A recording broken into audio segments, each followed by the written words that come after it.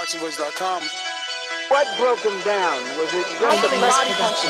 I was hitting with body punching. I heard him actually, he was crying there.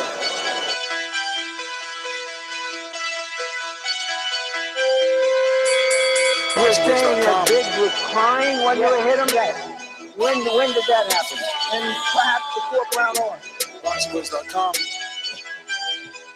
So that you knew you had him by that time. Absolutely, but I knew he was toughing and taking those punches. Quality Nazi Productions.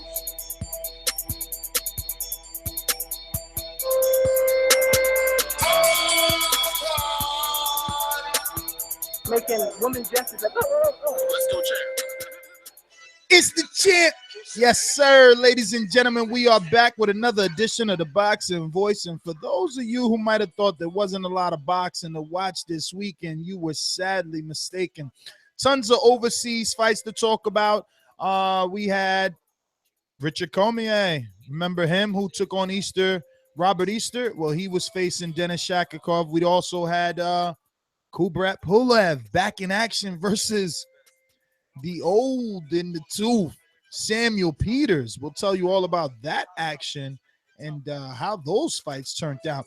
We can't forget about the big news. The most important news for us here on TBV is the negotiations and the finalization of Daniel Jacobs versus Gennady Golovkin. But it looks like it's all said but done, except for we might get this one on pay-per-view. And we can't forget about Billy Joe Saunders, speaking of pay-per-view, because he may be headlining a pay-per-view now with Saul Canelo Alvarez, since he was able to defend his WBO middleweight title successfully against Artur Akavov Saturday night. We can't forget to let you know the big update on Eduard Troyanovsky, who lost his title. This is a guy that everyone was saying, at least the boxing hipsters, that is, was saying that Terrence Crawford would duck him or wouldn't want this fight. Guy got starched in 40 seconds. Well, if this is something that you're interested in, something that you want to talk about, you definitely need to stick around here. And remember, thumbs up are the way to say hello around these parts. ThaBoxingvoice.com. You need that fear. All I'm trying to do is make a stand for something that I truly believe is right. I truly believe is right. I want to be like you. Come on, man. I'm the face of boxing. I'm the cash cow. I hold a record with pay-per-view. My drop, I know my drop, I know my situation. I want to fight. Quality Nazi Productions. But it's going to be very difficult for both of us. ThaBoxingvoice.com. Yes, we're back to head on over to the Sunshine State. Sunny, not California, even though we got to go there too, but Florida, the home of the good doctor, Boxing MD. Boxing MD, what's going on, brother? I know you want to sit in on this. We're going to head on over to the Sunshine State. Boxing MD, what's going on? Is that a fair statement to make? You have to be honest with yourself.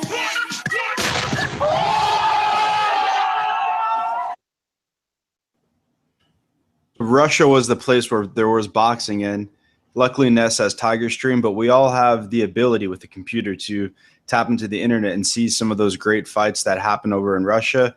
Most notably, the Denis Lebedev fight I thought was good, but it'd be interesting to hear what you guys think about that fight, as well as Golovkin Jacobs being on pay-per-view. And the man that holds it all together, the backbone of the show, none other than Steven, the producer.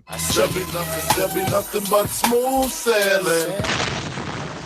Hey, what's going on, everybody? What's up, Boxing Voice? Excited to be here for another edition. I didn't catch a lot of the fights this weekend. I'm playing catch-up today, unfortunately. But guess what? I still got everyone's names and numbers, so I'll keep it smooth on that end. Keeping it smooth is what we're going to do. And what some of these fighters had tried to do over the weekend. But let's stick to the order. HBO pay-per-view, Daniel Jacobs, Gennady Golovkin. It doesn't seem like the boxing world is too happy about this particular fight landing on HBO pay-per-view. But this is something that I feel like we should have known. due to the purses, due to, I guess, the longevity of these negotiations. And we have to understand now that fighting Golovkin in the minds of his opponent means a retirement type settlement package. MD, did you expect this fight to land on HBO pay-per-view, or were you at least optimistic like the rest of us, because December 10th was the targeted negotiation date, now that Terrence Crawford and John Molina are taking up that date? But that was an HBO, regular date for Golovkin. So we were under the assumption that this was going to take place there. When they couldn't make those negotiations final, we just never took it out of our mind that it would not be free HBO. But I guess that isn't the case anymore. I mean, I was optimistic in the sense that when, you said last week, that it would be on HBO regular, and I don't know where you heard that from, but I didn't bring a question that. I was just excited to hear that. But I guess not surprised when you understand how much each fighter has to get paid and what HBO is really paying out as far as purses when it comes to their championship boxing. I mean, we have to understand that because of Golovkin's minimum, that anything more than a Dominic Wade $500,000 is going to be on pay-per-view. Now, here's a tweet from what we can go ahead and say is probably the most popular boxing writer, in Dan Rayfield. And he says most connected. All right. He says he's exceptionally annoyed to hear that if Triple G Jacobs is actually finalized, there's a strong chance it will be on HBO pay-per-view. And he says ultimately disgusting. And I agree, because, even though Boxing MD says he doesn't know where I got that from, I mean, the truth of the matter is December 10th, Terrence Crawford versus John Molina is a fight that is free HBO, and it was Gennady Golovkin's date. So when he was in negotiations with Daniel Jacobs, we were all under the assumption that because it was a December 10th date, which was on free HBO, this fight would be on free HBO. That being said, look, we're sourpusses, but not around these parts, right? I mean, we're optimistic boxing fans. At the end of the day, this is a fight that I'm sure MD, you wanted, and a lot of fight fans, some are even saying in comment sections and forums that this is going to be Gennady Golovkin's true test. What do you say about that? Is this a worthy pay-per-view opponent? Do you think it's what do they mean, a true test in terms of like somebody challenging him to win, or a true test in terms of like a big name? Because no clue, because I'm actually baffled at that one myself. Well, I love this fight for a bunch of different reasons, but the fact that Daniel Jacobs has been stopped before by Dmitry Pirog a bunch of years ago in the fashion that he was stopped. And he hasn't really beaten anybody besides Peter Quillen. Well, you can't say besides Peter Quillen, because that win is bigger than anything. Okay, so just listen to the besides for 1 second. He had one win against a good opponent who mentally checked out, and he won fair and square. Let me say, twice, something that no one in the world has ever done. He beats, okay, so his claim to fame is beating Mora twice. And dropping him too. I mean, I don't think anyone has ever dropped Sergio. No, I mean, that's fair. I mean, that's your assessment of him. But in the ring with Mosley, okay, with plenty of legendary fighters. Am I right, or am I mistaken on that? No, you're right. But what Danny Jacobs brings to the ring is athleticism, hand speed, and some power. But it's, it is just another body on Golovkin's resume, because he's not like at the same level. He's not the type of guy to challenge him in a fight. But to some people, he needs to continuously. I don't know. All right, like you said, besides, right? So let's say let's strike Daniel Jacobs' chin, right? If we didn't know what we knew, if what happened didn't happen, and this is obviously for hypothetical. He got dropped by Sergio Mora. All right. But if he can take the power, like in the Sergio Mora fight, you see what he did to Mora. So he does represent some challenges for Golovkin. I mean, just the style matchup. the problem is that we all assume the chin is fragile. It's more than the chin. It's boxing. It's his boxing ability. It's his ability to use the jab, get in the inside. It's his ability to, I guess, fight off the back foot. Whose ability? Are we talking about Jacobs or Golovkin now? Because Jacobs. Jacobs uses the jab very well, and you'll be surprised. Again, man. So he's going to be able to stand, jab around the ring with Golovkin. You're saying is that his way to win, to move and jab? I think that if he chose to be on the back foot, a la Terrence Crawford and Keith Thurman, and be a counterpuncher, I think he can do that. I think when fighters tend to do that and tend not to throw punches, that's the worst decision to make against Golovkin. You saw when he fought William Monroe. When William Monroe was trying to stick and move, he was getting the shit beat out of him because when Golovkin has range, he sticks the jab and he loads up on the right hand. Like you fall into his game plan like anyway. I mean, the key to beating Golovkin is having to step to him and fight him because he's going to destroy Danny Jacobs on the outside.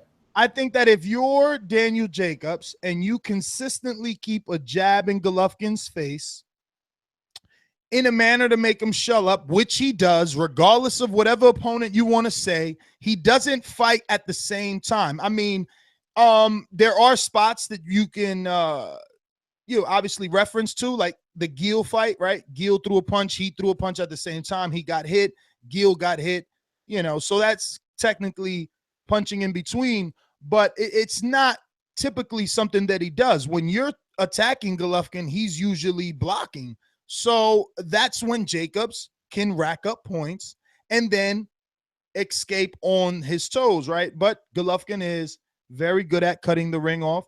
So it's something that we have to see. Again, for me, what doesn't make it too appealing is the fact that we know that Sergio Mora dropped Daniel Jacobs. We know that he was KO'd in the Dimitri Prague fight. While I don't believe that he was knocked out, that Prague fight, I mean, he never looked knocked out cold. He even attempted to get up and the referee pushed him back down. Speaking of pushing back down, push us up. Where's the thumbs up at, for God's sakes? What's going on? But yeah, man, it's an intriguing matchup for certain reasons, but it's nothing to write home about. I've even seen in the forums and in the chats like, we're paying to see how long Jacobs lasts. And that's kind of messed up that people are even talking. Is that not how you feel, though? But that's the thing. So that's how you feel. But is it a pay-per-view then if that's what we're saying? No, but like in terms of what, competitiveness? No. I mean, it's not a competitive fight. So, and that's what brings me to this tweet here, again, Rayfield, just being honest. And I just want to show you it's bad if you're a boxing fan on HBO or just a boxing fan in general, because I am a boxing fan and I am going to pay for Gennady Golovkin, Daniel Jacobs, and I paid for Manny Pacquiao and all the Canelo fights this year. But just next year, we have the possibility of HBO pay-per-view with Gennady Golovkin and now Daniel Jacobs in March 18th. Also, in February, we have Cotto, who's trying to make a pay-per-view happen with fucking James Kirkland. And then so don't pay for that then. Choose what you want to pay for, because I ain't paying for fucking Cotto Kirkland.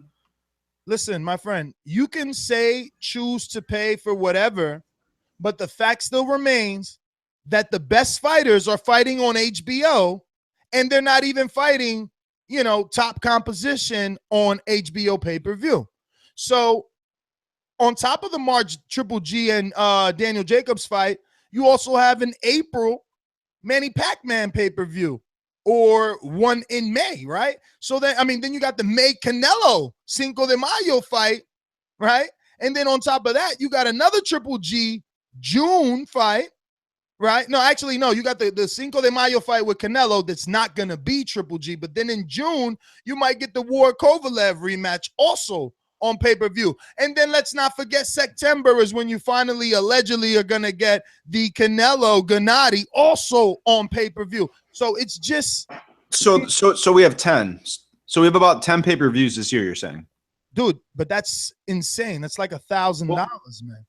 That's, roughly, obviously, I'm estimating each pay-per-view is about $70. So take 300 off of that, give or take, right? Well, I mean, I think that's normal considering like that's how it is in boxing. 10 pay-per-views is not normal. We were getting, 2 Mayweathers, 2 Pacquiao. 5. I think a normal thing was 5. I doubt it, man. Canelo just got in the game of doing pay-per-view. He's never done a pay-per-view alone. Like when Mayweather did one alone and Pacquiao did one alone, Canelo never did one alone. Canelo was jumping on that wave. He was doing his thing intelligently, but we never really had more than 4 a year, dude. Like 5 maybe, but 10 ain't cool, man. Yeah, I mean, I think it's about what UFC does, about 10 a year, I would say. But the thing is that they're one organization, so I guess they could, each UFC number, like they're up to, I don't know, 207. I don't know the exact numbers, but they do like that many a year. But I don't know. You're right, but you could pick and choose what to pay for. I mean, who the fuck is going to pay for Cotto Kirkland? People are going to pay for it, man. He's got a Puerto Rican following. People are going to pay for it. He's a legend. But, okay. So if you one second, if you take away the pay-per-view aspect of this fight, we should be happy. Is that fair to say? So I think we should just focus on that because we could, a lot of callers. Which fight? The GGG Jacobs fight. It's a good fight. It's a good fight, MD, but we can't just focus on the fact that it's a good fight when there's going to be a lot of blue collar people. Are you going to the fight? I mean, if it's in MSG, of course. So then why does it matter? Because I have a audience that does not need to be led astray. That's why. So then, I mean, to be honest, then find friends or illegally stream. It sucks, but it's not the end of the world, honestly. Yeah, you know why you sound this way? Because it's Triple G. But it's not true at all. If there's a pay-per-view, Triple G, I'm 100% sure that you would be saying something like, "Oh, well, I'm just not going to watch this one." It's just really quick. Listen, one second. We'll move on. Let me just give. I've been showing it, but you don't let me just tell the people this final Dan Rayfield tweet where basically he's saying HBO's old model, building legends 1 round at a time. Possible new model, sucking the blood of boxing fans $70 at a time. Hashtag too much pay-per-view. I agree. MD, talk to me. I mean, I'm glad he's a man of the people, he's going with the populist. Recently, though, right? He doesn't normally do those things, right? It's exactly what I'm saying. I don't like the fact that it's pay-per-view, but I mean, let's be honest, you could go to some of the fights you don't buy, and then some of the fights you buy, you get some friends or go to a movie theater or stream it. I mean, at least we're getting a good fucking fight. We're finally getting a good fight from Golovkin that a lot of people don't think. And getting good fights. Porter Thurman was a good fight. Danny Garcia. I just said we're finally getting a good fight from Golovkin. We know that PBC has good Showtime fights. I get it, Ness. But we're getting a good. I just hope they price this one right. Do you think this one's still going to be $70? Man, this should be like $50, bro. They don't seem to have a lot of flexibility on the pay-per-view price. Even if it's Crawford's price, $70. Man, that's Listen, let's move on. There was so much boxing to talk about, fight fans. Jesus, we did a poor job, obviously, of letting you know about all this because you need, like MD said, either need to be a diehard hardcore, have some sort of streams, illegal, or Tiger Stream, or some sort of Fire Stick or something like that. I don't know. However you young whippersnappers are doing it these days. The fact of the matter is there was a very good fight with Denis Lebedev versus Murat Gassiev. And it was a bit of a cracker, I swear. At first, I was kind of pissed off that Gassiev was just kind of following Lebedev around the ring, not really throwing too many punches, but he was investing to the body heavily. And ultimately, it caught up to Lebedev. Listen, MD, you talk so much about drug testing and VADA. Can you? Yo, I talk about robberies. Did you think Lebedev won? No, I didn't. I mean, I didn't score the fight. I only watched it once. Score the fight either, but I did. No, I was thinking about it. There was a lot Lebedev was winning a lot of rounds in the fight. Even after he got dropped, he was winning a few rounds. Like, I need to go back and score that because I'll give him a lot of the opening rounds because he was even, going right through the guard on Gassiev, and that was because he was committing to the body. But if someone wants to argue the Lebedev one, I'm not gonna argue either because there were times, like I said in my analysis, that Gassiev was just following Lebedev around. I don't understand. This guy's supposed to be trained by Abel Sanchez, but he was committing numerous technical mistakes in there and making this fight difficult for him. He was the bigger man, he was the younger man, and he definitely was the stronger man. And he also had I think it was output and I guess his game plan, because there was times that you saw that he was he was dangerous, a good fighter, and had good combination punching with a lot of power. He just like you said, he was following him around the ring. Maybe it was his cardio or just his output. I don't know if he did enough to win that fight. I don't know, man. I mean, Ness, and drug testing, I don't fucking know. Those guys obviously looked. Fucking Lebedev's shoulders look like, man, beautiful. I just hope one day I could get some fucking shoulders going on like that, man. This kid, Lebedev is looking old too. His face is it's taking damage. If you Google his name, there's a picture of like his whole eye. It looks like his orbital bone is broke. And that very same eye was again puffy, very puffy in this fight. So Ness, how would you I would characterize the action in this fight like it being extremely high level without any defense, very little defense. Like I would just characterize it as I was extremely pleased. Like it took me 3 watchings of Billy Joe Saunders fight. And this one wasn't that difficult to watch, right? There was action. What I will say, this is the cruiserweight division. I feel that a guy like Steve Cunningham, who doesn't normally get wins, right? He doesn't normally get wins, but I think a guy like Gassiev needs to fight Cunningham. And Cunningham, even a guy like Cunningham, I know Cunningham is old at this point, so maybe someone with his style, and I mean slick, athletic boxer style, would give Lebedev all types of problems. These guys are just standing there, very square, very flat-footed. I do like Lebedev, though. He southpaw, too. He was coming down the middle, splitting the guard of Gassiev, but ultimately, like I said, I think the body punching of Gassiev is what ultimately got him the fight, because Lebedev seemed to slow down the whole second half. Like, again, I won't argue with anyone who thought that he won a lot of the first rounds, but after that, obviously, Gassiev took over. The highlight. But Ness, did he take over though? Like, that's the thing. Like, I don't know. Maybe it was like round 11 or round 10. Like, Lebedev went back and won. Like, I don't know. Like, Gassiev had such a low output. Like, he went to the body. When he went to the body, it was beautiful, but it was so sparingly. Like, but remember, he scored a knockdown. Yeah, of course, but he didn't go back to it. When he went to the body, dude, he was hurting Lebedev. Lebedev would back up and like, I don't know. But why didn't he continue doing that? I think he got tired. But this is exactly what I'm saying, that this dude is, trained by a world-renowned trainer who was very busy, because he was also on the Denis Shafikov, Richard Commey fight, Abel Sanchez was. But, he's trained by Abel Sanchez, and he's committing technical sins. Like, whatever. They're going to go back and watch the tape and see and hear the criticism and see. Like, he won that. Like you said, it's a tight. Yeah, but to be honest, like in my opinion, I don't think it was technical sins. I think it was more maybe he had to cut a lot of weight to make cruiserweight because he was a big guy. Huge. He is. Again, they're both so muscular. So who knows?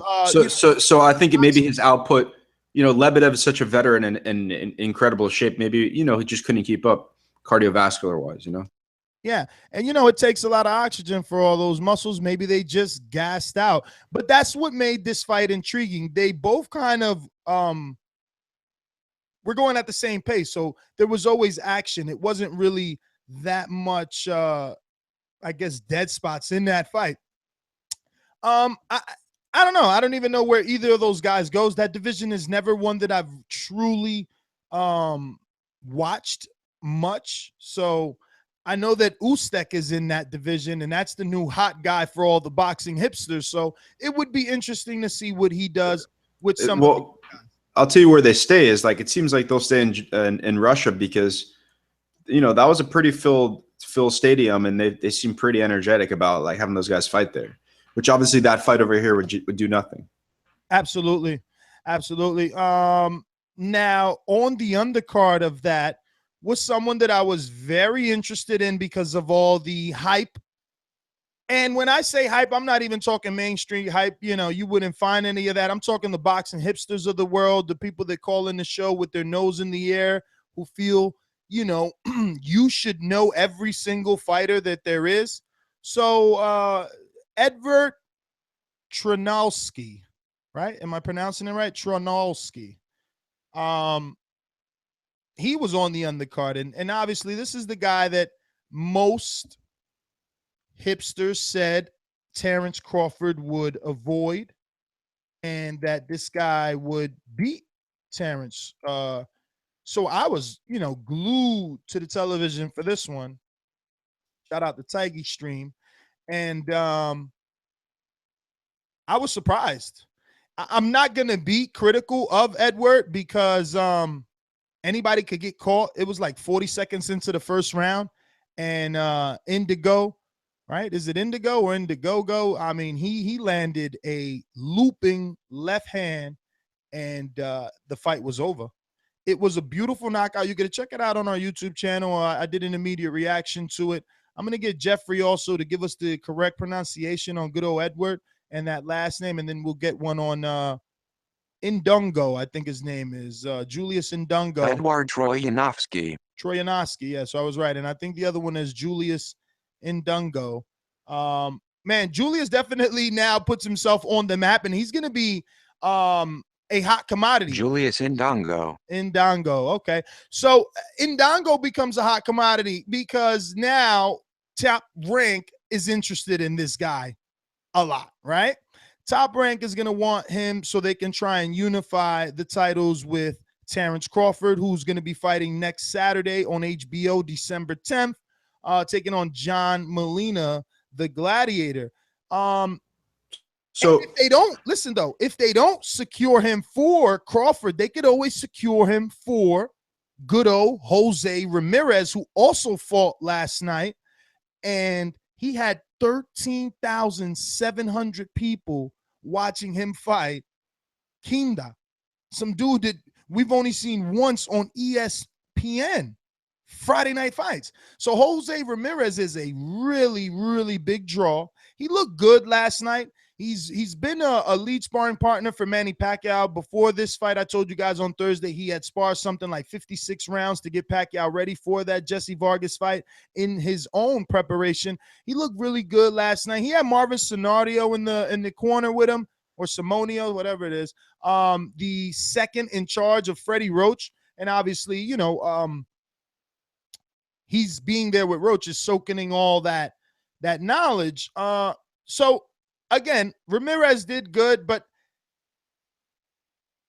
I don't know if they get him a title shot. Ultimately, he's gonna have to face Crawford or keep him away from Crawford till Crawford can't make 140 anymore. But I don't see him beating Crawford, and that would be something that the public would call for. 240 pounders in the same stable. We'd want a unification. But did you see the Ramirez fight, the Eduard Troyanovsky fight versus Julius Indongo? What did you think? I saw the Troyanovsky fight, all 40 seconds of it. And I guess Julius Indongo, he's obviously, I don't know much about him before. He's like 33 from Nambia, but he's really tall and he throws he gets leverage on his punches. So obviously a bit wide when he throws it, but he has ridiculous power because he's so tall at that weight class. Dude, and he knows how to use. I don't know enough about him to really, see if he's a player at 140. I mean, all we can do is go off of yesterday's fight and the way that it was using the range, the way that it was keeping Eduard at bay, but he did look sloppy. It felt like he only has 11 knockouts and 25 wins. I just looked that up. Or 21 wins. So I do have to go back and look at some of his other fights. I mean, maybe he just caught him clean. or Troyanovsky's. People are saying a lucky punch. Is it fair to say something like that? No, I mean, in boxing, this is not a sucker punch. I mean, if you get hit by a lucky punch in boxing, it's the other guy's fault for being defensively flawed. So, I mean, there's no lucky punch in boxing. I don't like when people say that shit. Being as though both of these guys are two guys that we don't know much about, don't know their promoters, and, they don't get much press. I don't know if there's a rematch clause on this. But really quick before we move on, like, what would you like to see Indongo do now that he has, garnered so much attention with such a spectacular knockout? Easily knockout candidate of the year for sure, especially ending the year like that. Huge. I want to say too, it was very unfair, the treatment that he received when he knocked out Edward. The referee was very sternful in telling him to get to the corner as if the fucking fight was still on. Like, first of all, they didn't even ring the bell. They never, I should go back and watch it myself. I don't remember them ever ringing the bell. And I felt like they were looking for a reason to like say that, remember the James Kirkland Carlos Molina fight where a corner man jumped in the ring and they all of a sudden took the fight? No. Like, dude, go watch it. Go watch it. I'm telling you, listen. I think that might have been like, holy fuck, you just knocked maybe the guy you weren't supposed to knock out, in front of his hometown. But the faces too, the way the cameraman panned the whole crowd and everybody. Well, they didn't take it from him. Like, I know what you're trying to say, but regardless, it happened. Maybe they were disrespectful to him after. I didn't really get too much of that, but he knocked him out. So, I mean, you know what? At the end of the day, he did what he had to do in Russia, because we could go back to that. What was the Richard Comey fight? Not the Richard Comey fight. The fight that happened on Friday.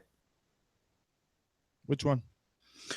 Where Abel Sanchez's first fighter on Friday. Yeah. Comey Shafikov. Yeah, the Comey Shafikov. That ring was the smallest ring I've ever seen. The smallest ring I've ever seen in boxing on TV. Let me tell you, if that fight would have happened in an arena around here, anywhere in the U.S., fight fans would have been very happy, because look how close the fans were to that. I felt almost sad for those guys. It felt like something even smaller than a club show. I remember both turnbuckles being like tied to those cylinders that I guess all you can call them is like the weight distribution posts of the building. It was insane. And the fight was that. The canvas also looked like it was like canvas. What'd you say? It was a white canvas. Yeah, and no, it also looked like it had no bounce to it. Like, they literally were just standing in front of each other in a little phone booth sized ring and fighting. So to assess that fight, like, it's difficult. Is that fair? Because did you also know the ring size? I'm not just talking about the intimacy of it.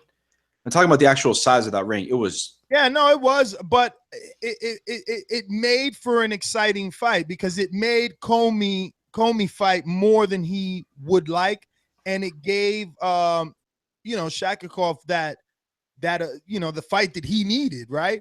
But he still lost. I like the work that Comey was doing. He was killing him with that uppercut too. Yeah. He would blind him he would hit him with like 2 jabs, bang, bang, bang, and then slide a right uppercut right underneath all day on Shafikov. Very one-dimensional. A lot of these guys looked like Ruslan to me. Like, he looked like Ruslan. The dude Wolverine that fought Billy Joe Saunders, he was fighting like Ruslan. Actually, I want to see him again. I would probably I don't know, man. We would have to do more research on that guy, Artur. But if he could make 154, because he would look small for 160, but he was putting a lot of pressure on Billy Joe Saunders. Listen, I'm interested to see this guy Artur again. I know people are saying, no, it's Billy Joe Saunders. He's been out for a while, so he looked bad. And this, I don't think Billy Joe looked too bad. I think he was doing good.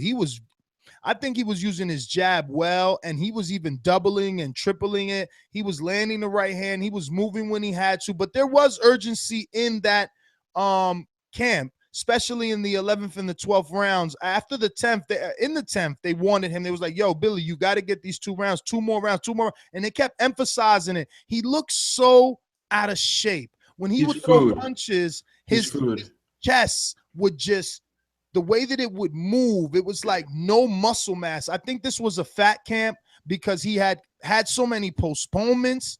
But I like Billy Joe. I think that he showed boxing skill even in the fight where even he himself was extra critical of his performance. I think he just did that because he knew what the public was going to say. Because when you think of this fight, right?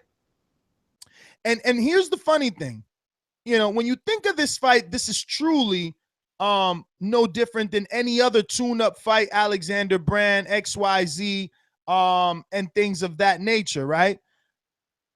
So we expect the A side to handle the B side. It's a title defense. It's not a tune-up. But it was a tune-up. It is because, you know, that's what Billy Joe Saunders is doing, and this guy shouldn't have won that many rounds. It was because it was. It isn't because of Billy Joe. Billy Joe, listen, he's just like everyone else, trying to get a payday for that. No, Billy Joe is food. He's a talented fighter, but to me, yes, he was out of shape. He's looking like food. He's looking like food to either Canelo or Golovkin. Why? I know that because the road's going to lead to one of those guys, and I think that he can't beat either one of them. You're not explaining why does he look like food? Because he's not elite. He's not a motivated fighter. I feel like that he shouldn't have started off that slow against that. What's his name? All right, I think we got to get the producer in for this one. Producer, isn't the phrase "he couldn't get up for this fighter" synonymous with boxing? I mean, what did Billy Joe do anything different than any other fighter who can't get up for a fucking tune-up? Well, Billy Joe did not look great. I could see why you would say that he didn't get up for this fight. He really didn't show anything special. If anything, he did look a little rusty. He did need this fight. He needed exactly what this fight was, which was a tune-up.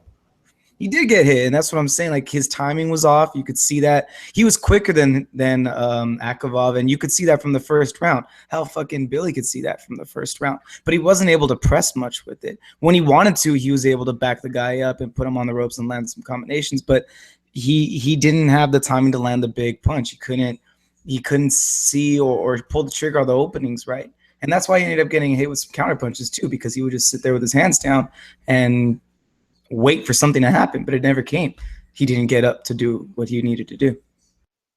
I think it was the weight, the layoff. I still seen skill. I still seen things that would give Golovkin problems. The tripling and the doubling of the jab, the combination punches. But it was only in spots, and you can't really see that, Nes? Spurts. You can't fight Golovkin in spurts. That's not how you're gonna beat. All right, my friend. But how is it not gonna be in spurts when you're not getting up for a mediocre opponent and you're in a fat camp? Yeah, but yeah. I mean, so you could also play devil's advocate and say that you could apply the. I heard like a post-fight interview with Billy Joe Saunders, and he knew in that type of performance he wasn't ready for Golovkin. He said that in the post-fight interview. I think it's by. And I already said, even though he was overly critical of his performance, I don't think it was that bad. He's honest, and I think that he knows that what he showed in that ring, he would be destroyed in 2 rounds against Golovkin. He talks honestly and frankly about it, right? I just think that Billy Joe Saunders knows that he is not at that level. That I think that he's trying to get him. He's going to fight Canelo. I think that's what it comes down to, and I think that he knows that. And before I would give Billy Joe Saunders a great chance versus Canelo, but I don't know. Well, again, I don't think he looked that bad. There was definitely some things I like, and you guys aren't giving Akavov any credit. His style, first of all, he's awkward. The dude fights with a Ruslan mixture. You know, put a little bit of Ruslan in the blender with some Sergio Martinez. Yes, because this guy had his hands down. He leans forward like Ruslan. Closer to a Sergio Mora than a Sergio Martinez. Were you on acid when you were watching this fight? I mean, it's. What do you mean? So you guys didn't see him with his hand down in front of his. I wouldn't say he looked like Caleb Plant puts his hands down. Roy Jones put his hands down. You can't. If a fighter was mixed, if you had Sergio Martinez and Ruslan mixed together in a fighter, I think they'd be a little better. Doing it, I think the way that he was doing it, it reminded me of Sergio mixed with some Ruslan, because he was coming forward a lot on Billy Joe and definitely applying pressure, staying low, definitely dipping at the waist, moving side to side a lot. I don't know. Listen, I think he was a good fighter. I'm interested to see him again. We never seen him, and he was he was active too. He wasn't just there to lay down. I seen him throwing punches. I think it would be interesting to see him versus some other competition. Listen, we got to remember that Billy Joe Saunders, when he's on, he looks good. He looked good in his Andy Lee win. And he's looked good in his Eubank win. So yeah, but you're also one to really discredit Eubank Jr. as really not doing anything. So what is that win then, Ness?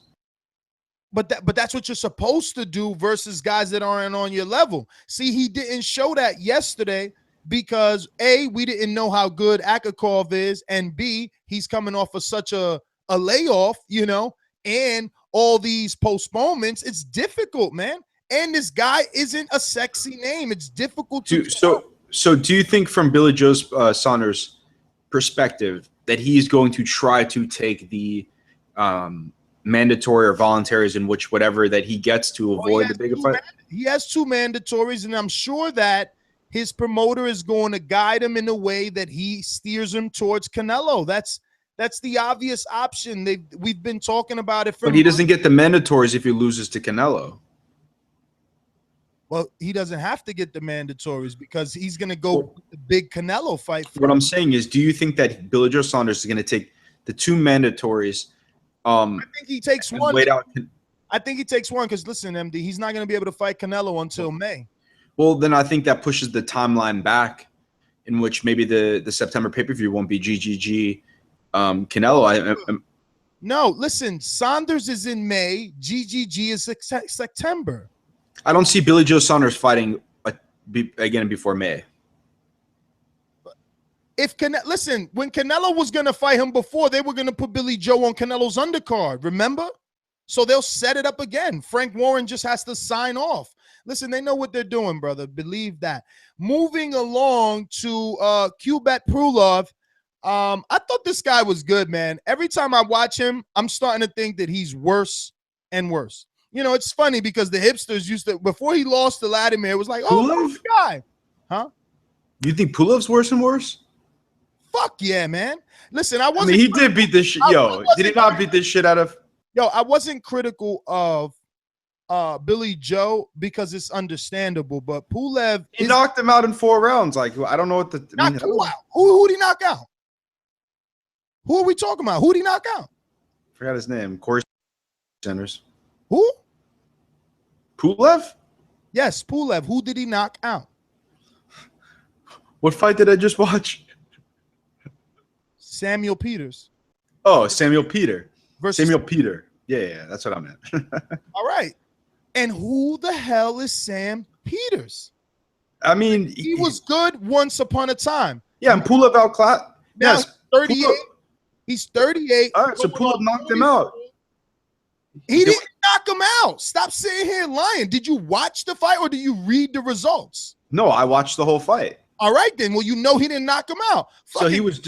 Yeah. So what? So he was. Sam Peters. Yes, he was landing a jab, and Sam Peter came to the ring, too fat and out of shape that his punches finished him. I don't know where. Like that's knockout. That's a knockout. He didn't sleep and get. Do more research. I've seen that fight. People, okay. For you to sit here, first of all, and use words like he knocked out and he jabbed Samuel, that's all that he did. He's supposed to be an elite heavyweight. The hipsters. 4 rounds, Ness. In 4 rounds, he finished him. What more do you want? When was the last time Samuel Peters was relevant? If this was Deontay Wilder, we would be crucifying him next to Jesus Christ. But this fucking dude somehow got the fight. If he stopped him in 4 rounds? He knocked him out. Dog, it's Samuel Peters. He probably hasn't even fought in over a year. It's Samuel Peters. Did you see how much he weighed? He was 270 pounds. Yeah, so Samuel Peter, who fights really aggressive, and he's shown to at least hit behind the head in that fight, right? He grabbed him to come out wildly, still has power. Ness, he still has power. So Samuel Peters was also coming off of a win in October. So what? He's still Ness. 1 second. When did he fight, Steven? He still has October 23rd against Juan Carlos Salas. What was his record? Don't make me do this. 6-9. Thank you. And had lost his last 6 fights. He's still okay. It doesn't matter. He still has power. It does matter. We sit here and criticize other popular fighters who have really fucking fought people, whose resumes will put Pulev's and other fighters to shame, and we criticize them when they take a not sexy name. Now, this guy takes a over the hill, out of shape, super. This is someone's grandfather at this point. Did you see the size of Samuel Peters? Like when Wilder fought Chris Arreola?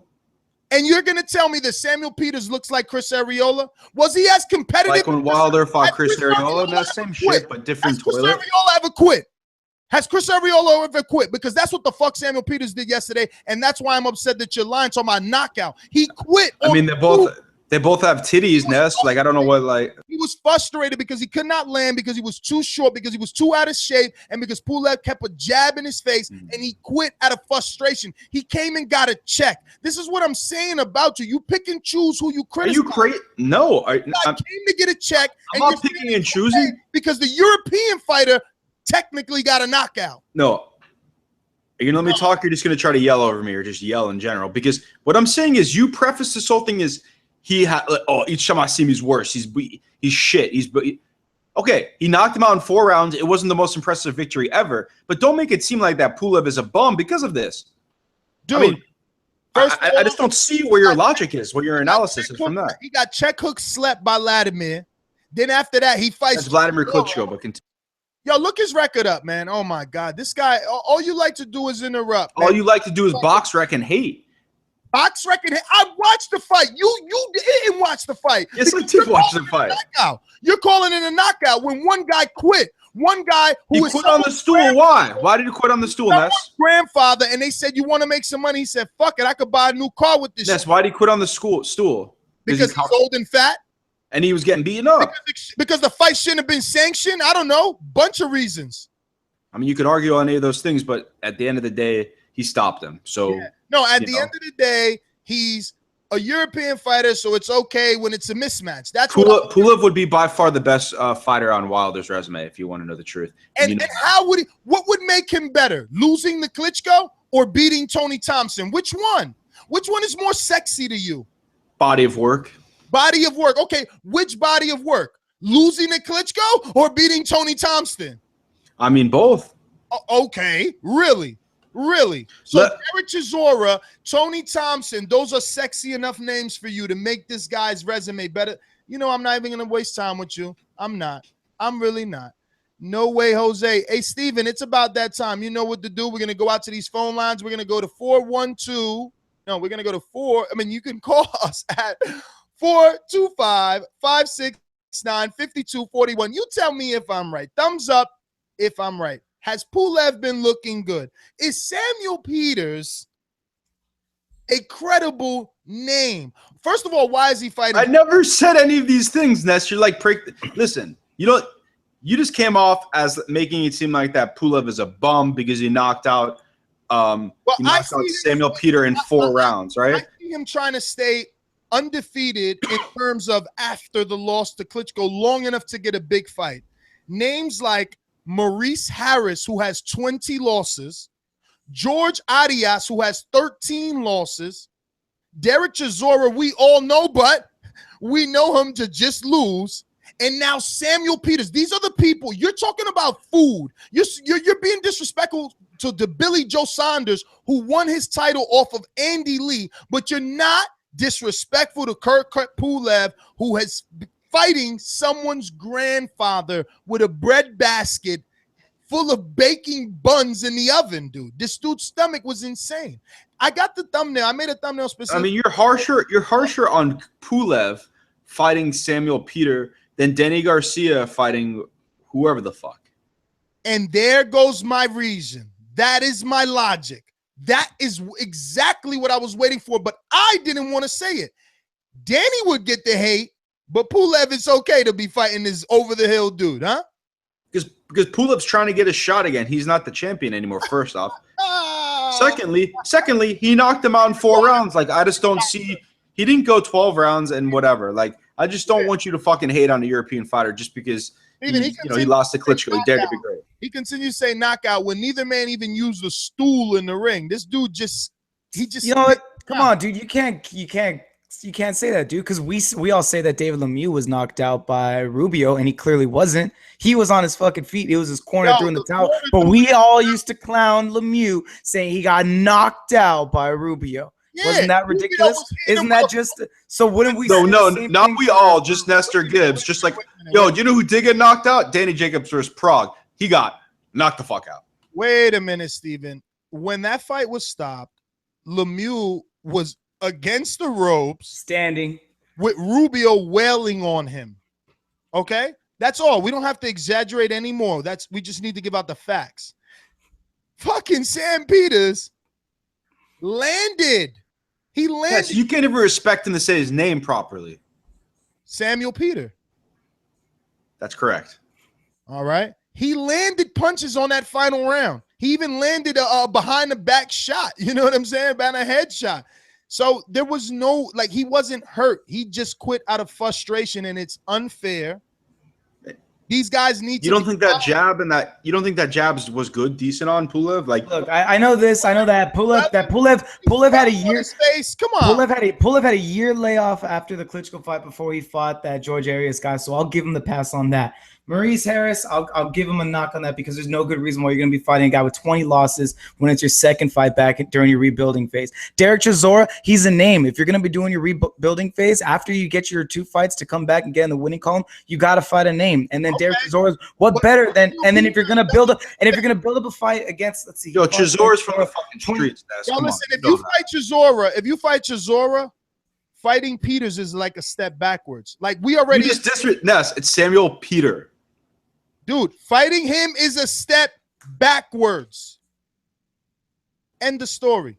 Yeah, right. And he knocked him out in 4 rounds. It is a step backwards. This dude could be fighting, what's the guy's name? Mansour. It's a step. Washington. It's a step backwards, but it's also a stretch to say that because of the step backwards, he could be fighting plenty of other heavyweights. Samuel Peters is a fucking easy pickings, man. But that's what I'm saying. You only criticize certain fighters. It is what it is. We got to our last topic. We're going to open up the phone lines. No, not yet. Because we got to get thanks. This is the Thanksgiving season. This is the holiday season. Wait. Before we give thanks, to be honest, I don't really think Samuel Peter is that much worse than Chris Arreola.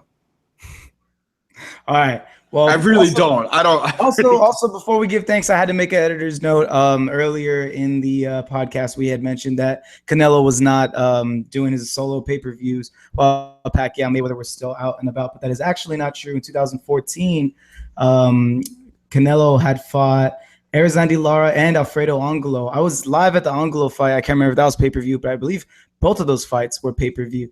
In the same year, Floyd Mayweather had fought.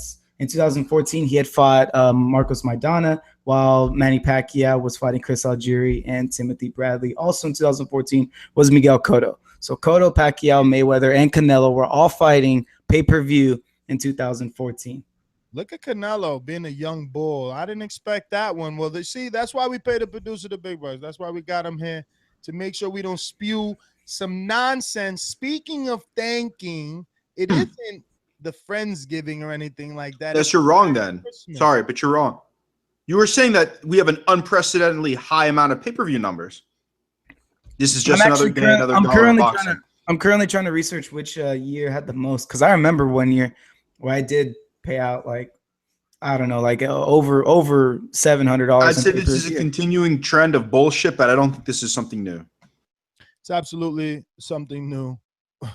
Whether you want to, write it off because it's a GGG fight, whatever. I want to say a quick thank you and Merry Christmas back at you to my good friend Kim Hoon, who sent us a Merry Christmas early. I believe this one is all the way from Singapore or something like that. I believe.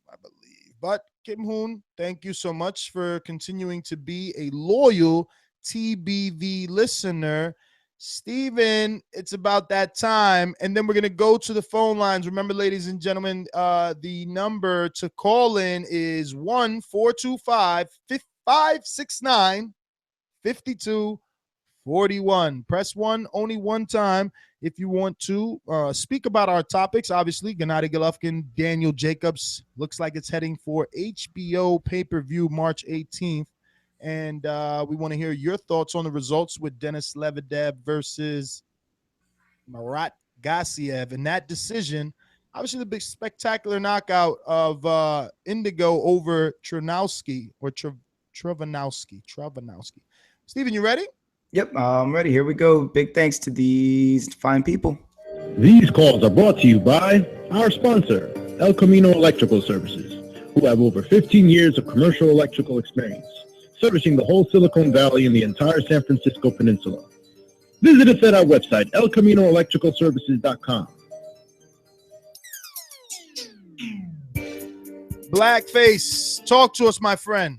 You're live on TBV.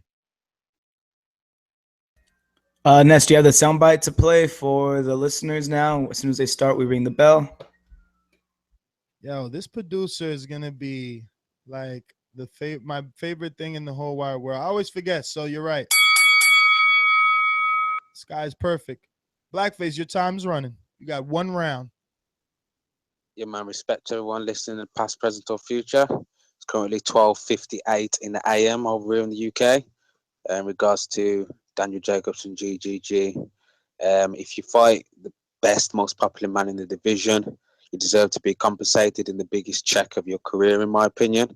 That's in regards to, Jacobs getting his biggest check and the biggest fight of his career. I've got a question. Will Gennady Golovkin be the best name on Daniel Jacobs' resume? Yes. But why do you answer that trollish ass question? Pardon? Go ahead, Blackface. This guy. No, that's a troll question. Continue. Upset. He's just always mad, Mr. No, it's a troll. Blackface, you're trolling with that type of question. Dr. Negative. It's obvious. Okay, another question. Will Daniel Jacobs be the best name on Gennady Golovkin's resume? Yes. Possibly. It's arguable. It is arguable. I would say that. I would say yes. David Lemieux is about the same level of Daniel Jacobs. I don't know, man. Yes. No. Yes. No. Yes. P-Rock, listen, Prague never had the perception of fucking Rubio or Joseph Alcine. Never. Never. Not ever, ever, ever. Okay, and Daniel Jacobs, before he had his one notable win, was beating people going 11 rounds with Jared Left Hook Fletcher. Let's not forget that. Level of opposition. Truax. The losses matter. He lost to Joseph Alcine. Yo, this is his call. Yeah. Yeah, it's just having a debate and stuff. I mean, I don't mind the conversations about it, because I'm trying to determine all this stuff about, Jacobs isn't good. Jacobs is good. I'm just trying to determine, once GGG beats him, will then Jacobs be a credible name on GGG's resume, or will we have it?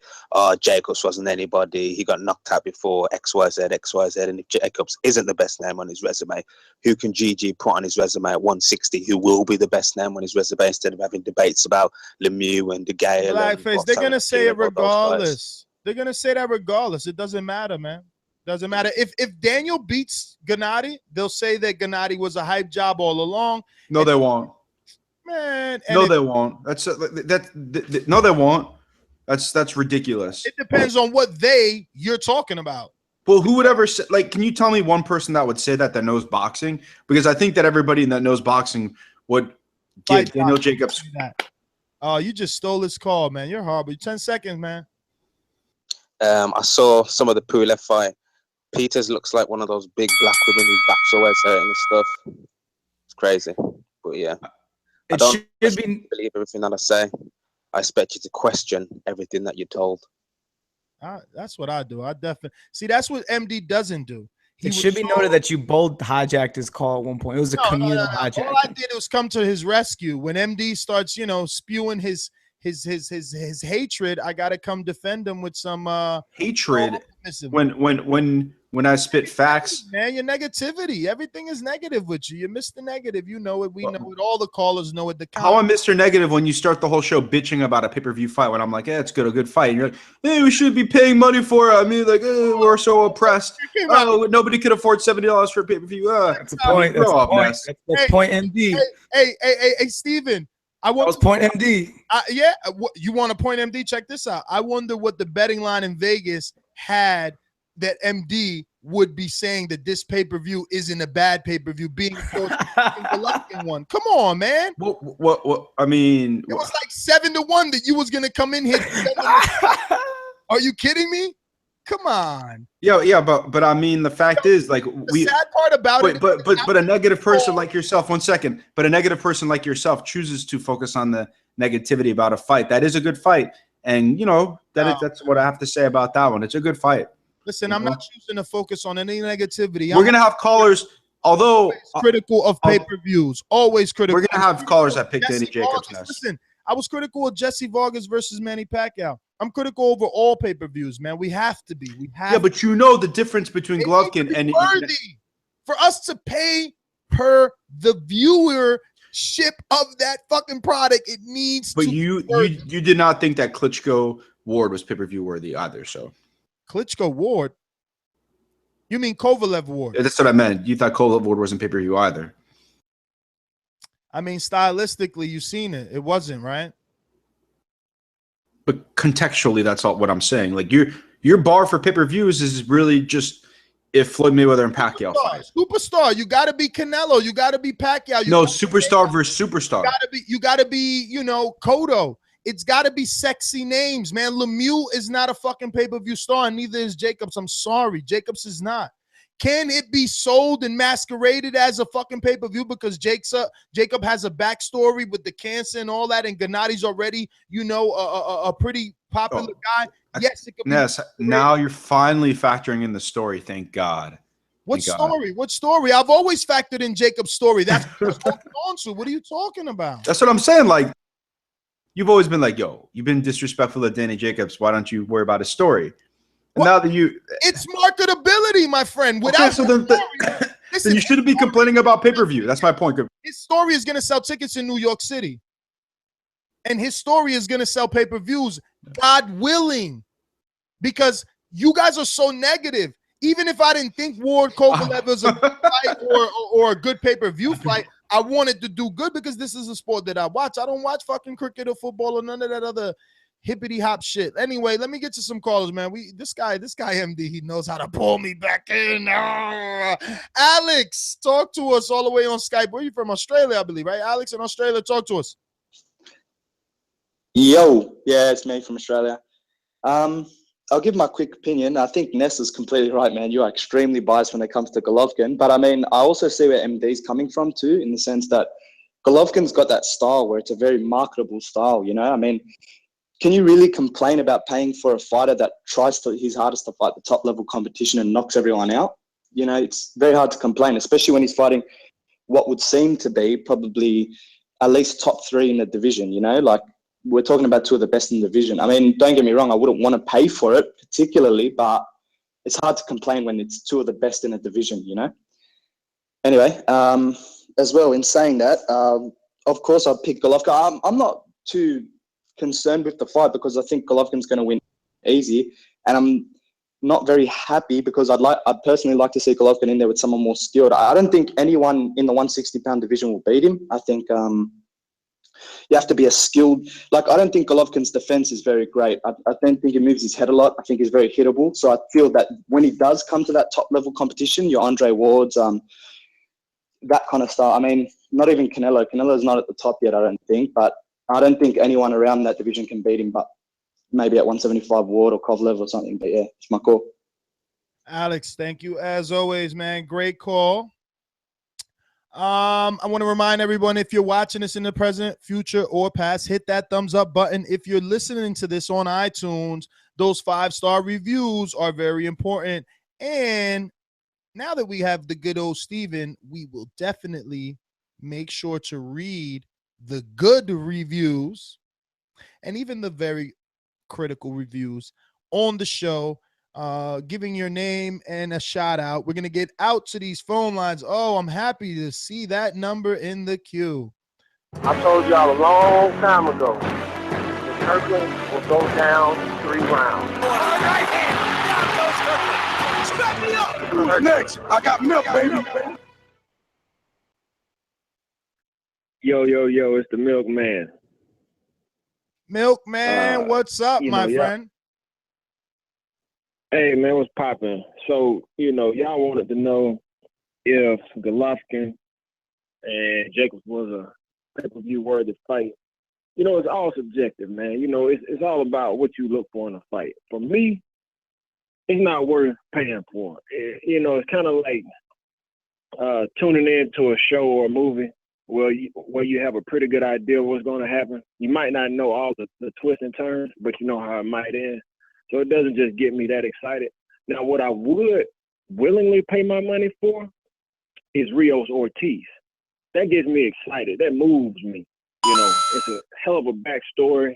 It's fucking exciting. It's something we don't see every day in boxing. So that's what I would shell my money out for. I'll probably just catch a stream or the replay of GGG Jacobs. But for me, I would pay for something like Rios Ortiz. That's all I got. All right, Milkman, thanks for calling in. Strange, though, because you just don't know if Rios is going to quit when not Rios, but Ortiz is going to quit when Rios puts the pressure on him. Are we going to see him fold the way that he's done in the past? Larry, do you know how I like fighters to do VADA testing, right? Mm-hmm. I hope that fight does not have VADA testing. That is not nice. Larry from San Francisco, talk to us, my friend. What's going on, y'all? Big ups to the Boxing Voice. Big ups to the artist formerly known as the Soviet Union for putting on a great weekend of fights. That Shafikov Commey's fight was exciting. That Lebedev fight was exciting. That Troyanovsky getting knocked out was surprising. But hey, now maybe Terrence Crawford has a cleaner shot to that belt now. While I'm at it, big ups to Scorsese for that, shall we say, streaming information to make that fight viewable. Thank you for that. A quick note on pay-per-view. I want to educate everybody on this. There is no such thing as pay-per-view worthy. If a fight's on pay-per-view, then each individual buyer has the decision to make whether to buy it or not. If they buy it, it's worth it to them, making it worthy. And if they don't, it's not. Just because a fight's on pay-per-view makes it a pay-per-view worthy fight, then it becomes whether or not I want to spend my money on it. I have a question, though, for you, Ness. Did you buy Canelo Khan? Yeah, I buy them all, man. I buy them all. Now with, he buys them all begrudgingly. Yes. Like the second Ness hits buy, he's like, motherfucker. Like that's that's Ness. Even before, like honestly speaking, even before, but what I've been doing recently, Larry, and I've never, I'm pretty old. I haven't never done that. I'm inviting people like I've invited obviously Paul Yearwood is one of our writers, a couple of guys from TBV, and I'm like, yo, fuck it, let's make it a night at the house because it isn't easy. Larry, do you hear what kind of friend Ness is? He's like, he's like, oh yeah, guys come over, and he's telling everybody on the Boxing Voice that he's having people over to split the cost. Well, that's what we're supposed to do because this is how boxing is treating us. All of us. No, I'm fucking with you. No, my friend. No, the doctor. See, that's the problem. Not only is this the doctor's favorite fighter, but it is an added cause. But boxing is a blue collar sport, and these fighters come from inner cities. It's a minority driven sport. So I feel that $70 that many times a year is excessive to any fan. This is where I'm coming from when we overpay fighters for shitty fights and we allow them to get tune-up fights, because if the money was more properly distributed to a normal marketplace, we would have less pay-per-view fights. But, let's get back to Larry.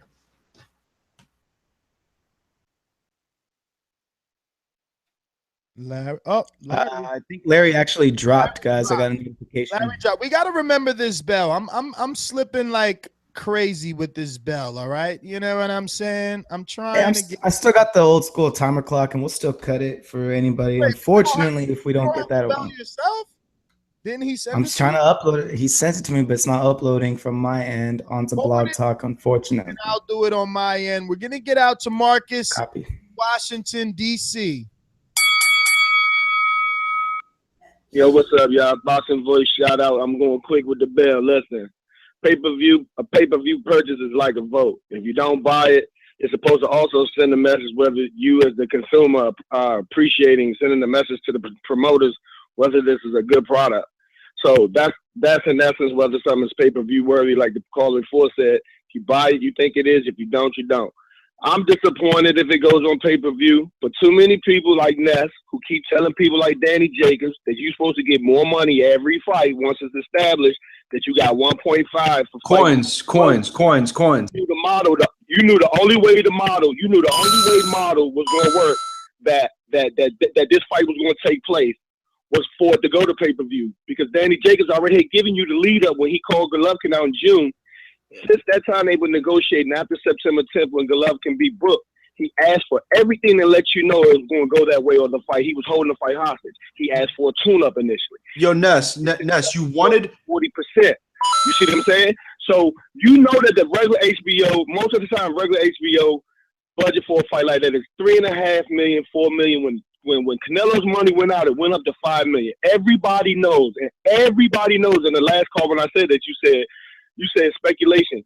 We know that the offer was above the 25% because we already know it's not a negotiation at that point. So we already know that Danny Jacobs' camp was operating with a deal higher than the 75-25 that would have been mandated if Loeffler and K2 and Golovkin didn't want to negotiate and wanted to hardball the deal. But you knew that wasn't the case.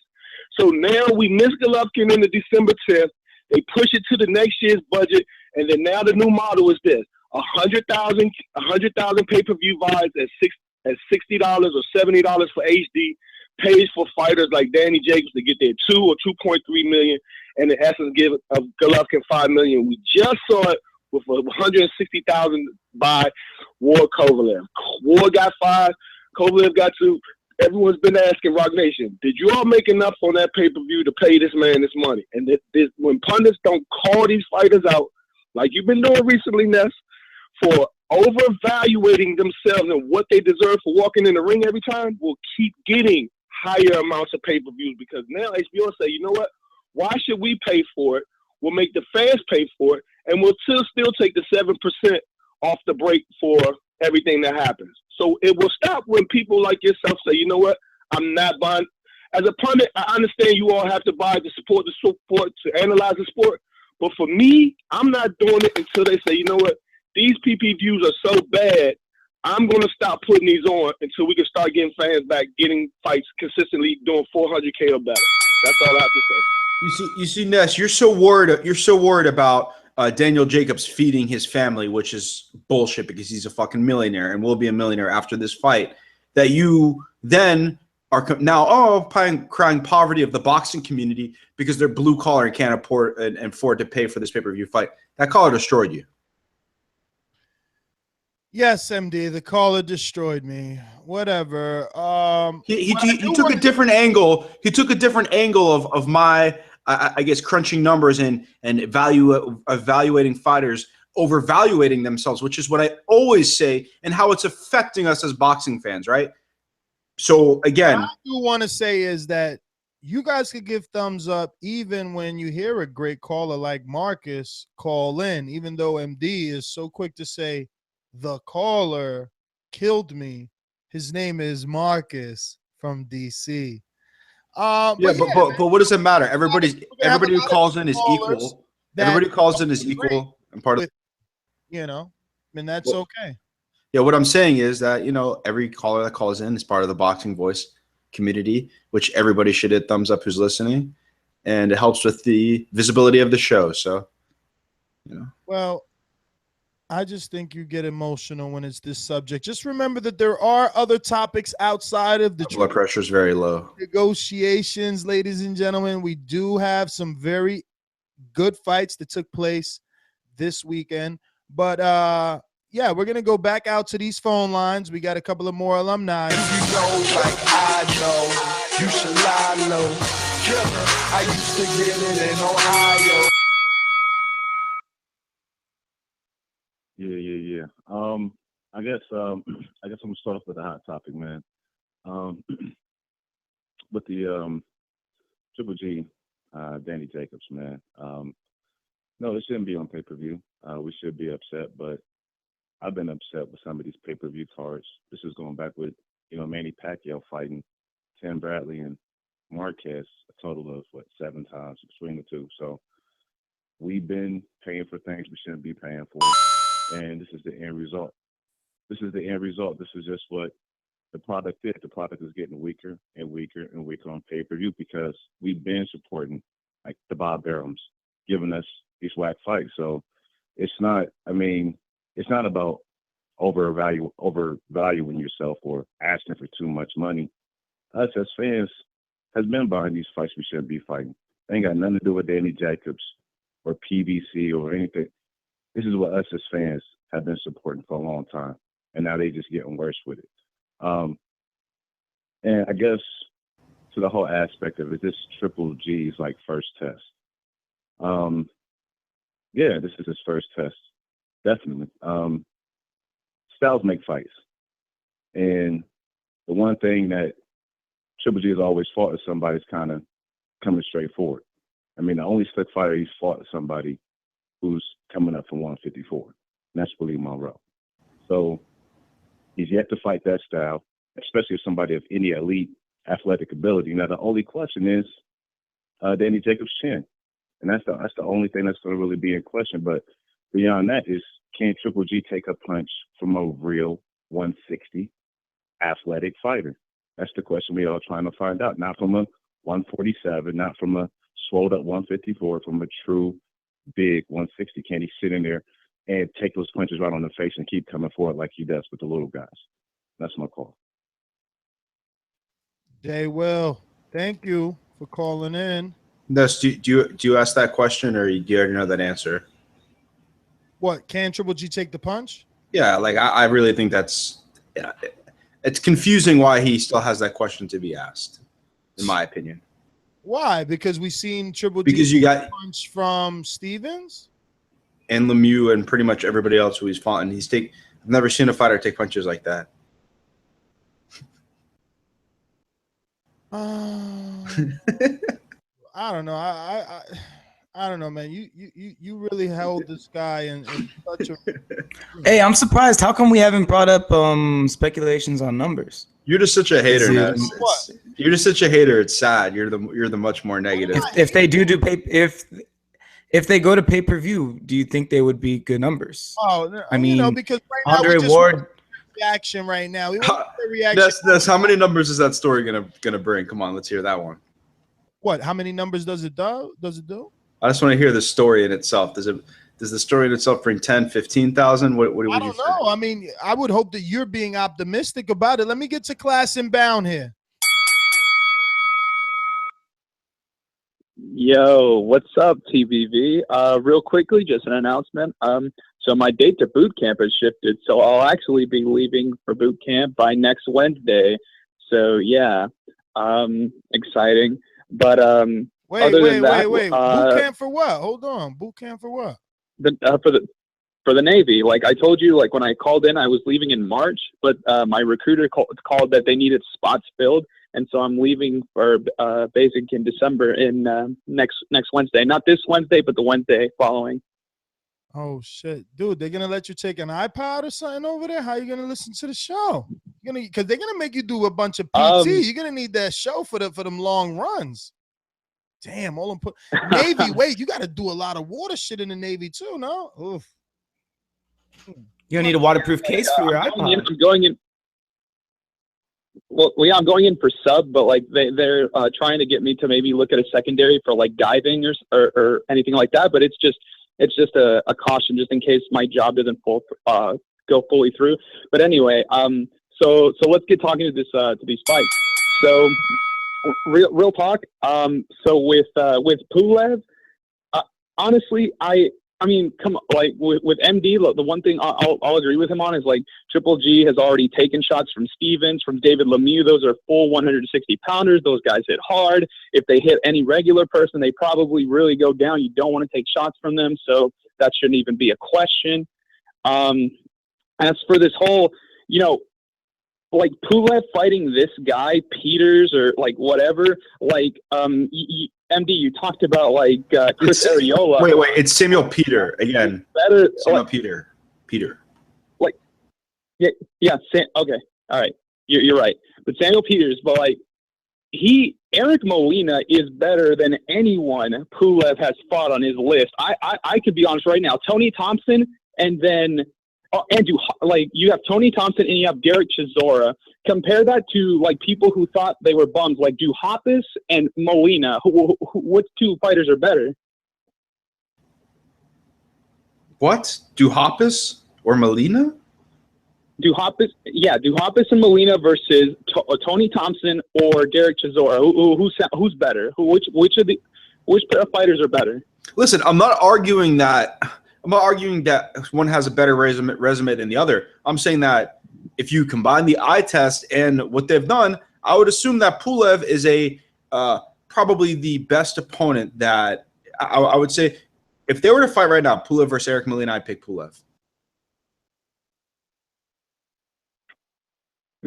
Okay, and you know what? I can't even argue that, because that's like that is absolutely possible. And when with Eric Molina fighting Anthony Joshua afterwards, you would be absolutely right, because I think he's going to take a real beating in this fight. But other than that, Billy Joe Saunders didn't look good. I don't care. I'm sure he was just like not into the fight, but like still that. I mean, I wasn't impressed by the performance. There is nothing too much to talk about. Oh, one more thing. Have y'all heard about that rumor that, Kell Brook and Amir Khan is being talked about for May? Nah, I haven't heard that. No, I haven't heard of that. Yeah, yeah. It's like, oh, go for it. I don't really like hearing rumors about the two of them fighting, because we've had rumors for so many years. It's just kind of boring to me. You feel me? Oh, like it's frustrating. It's boring and frustrating, because I hate to see a fight that should have happened a few years ago that would have been excellent just lose its luster, and for them, it's just I don't know. It rubs me the wrong way. It's what's wrong with boxing. No, you're right, and I completely understand that. But one more thing, I know I'll probably talk about this on a later show, but am I the only one who feels that Rigondeaux shouldn't be in the top 10 pound for pound anymore? Since only having one legit, like his best victory was in 2013. It's so hard to evaluate it. So I don't want to have a pound for pound discussion, because it's a black hole. But you're not the only one who feels that way, because they really don't credit what he's been doing lately, which is pretty much nothing. So you're definitely not the only one.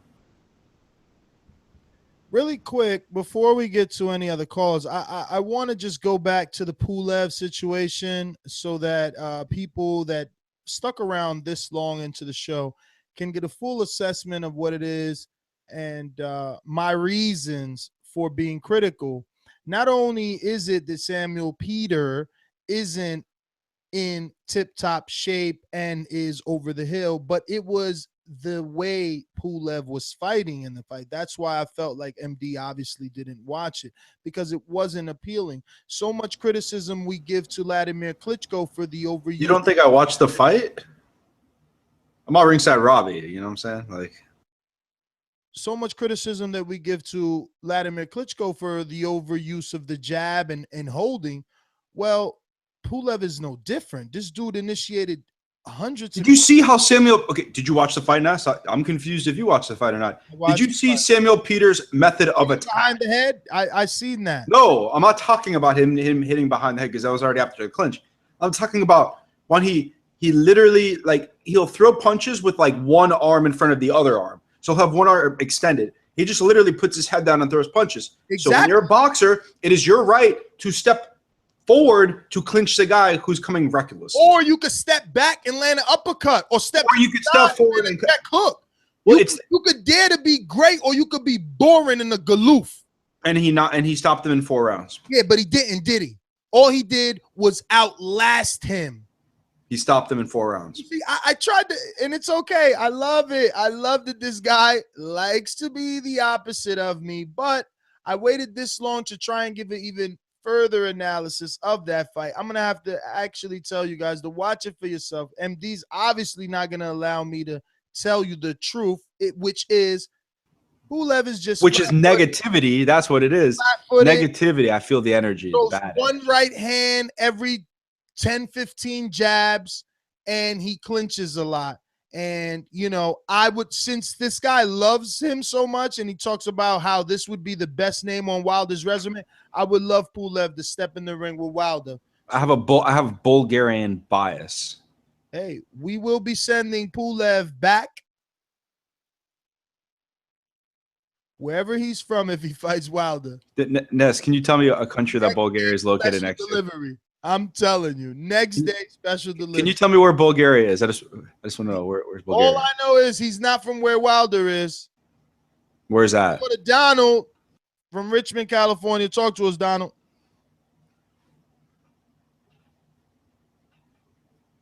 Happened. Yeah, I don't know what happened the other day when I called. I think I accidentally hung the phone up. But yeah, the Pulev. I mean, Samuel Peter. Yeah, that was kind of like a washed-up fight. But I look at it this way: Pulev, he's not really a top-tier guy, even though he's still kind of there. He's not really fighting no top competition. I mean, what do you think is going to happen if he fights like a top champion right now? I mean, you think he's going to win? So I can see how he's just kind of like staying under the radar. He put up a good fight though, just like he put up a good fight against Klitschko. Yeah, I mean, he put up a good fight. But what I'm saying is that I can see how you got some boxers that used to be super top, but not super top, but they still like amongst the top 10, and they don't want to take a loss to get dropped amongst the top 10. So they keep taking those little baby fights so they can stay amongst the top 10 and hope that they know that their career is coming to an end, so they keep taking those little baby fights to move up a couple of points so they can get a title shot again, but not to really get the title shot to win, David but Haye. to try to get there. Huh? A la David Haye. I don't. It's stay. I think David Haye is good. Yeah, okay, he could be good, but what is he doing? He's fighting nobodies until somebody gives him a big fight. But that's exactly my point. But the only thing about David Haye is I think David Haye is a better heavyweight than Pulev. But the thing with David Haye is that he's being safe at the same time. It's like if you was a boxer, you would have to understand that some of them play it safe. It's like they're not going to take that big fight to take a loss, to get knocked back, to have to go back to the back of the line. But it's like, okay, I'm not going to fight this guy because he might beat me and put me at the back of the line, but I'll fight this guy because I know I can beat him, and I'll still get to hold my position.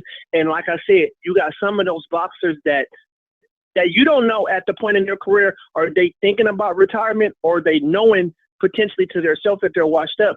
So they want to take those baby fights to try to get that big fight. And maybe in the back of their mind, they're saying, I'm just going to take these couple of little small fights and then go for the big guy again so I can get my big payday. And if I lose, I lose, but I want to try to make this my biggest payday. Kind of like Daniel Jacobs, because what do you think is going to happen with Daniel Jacobs' career?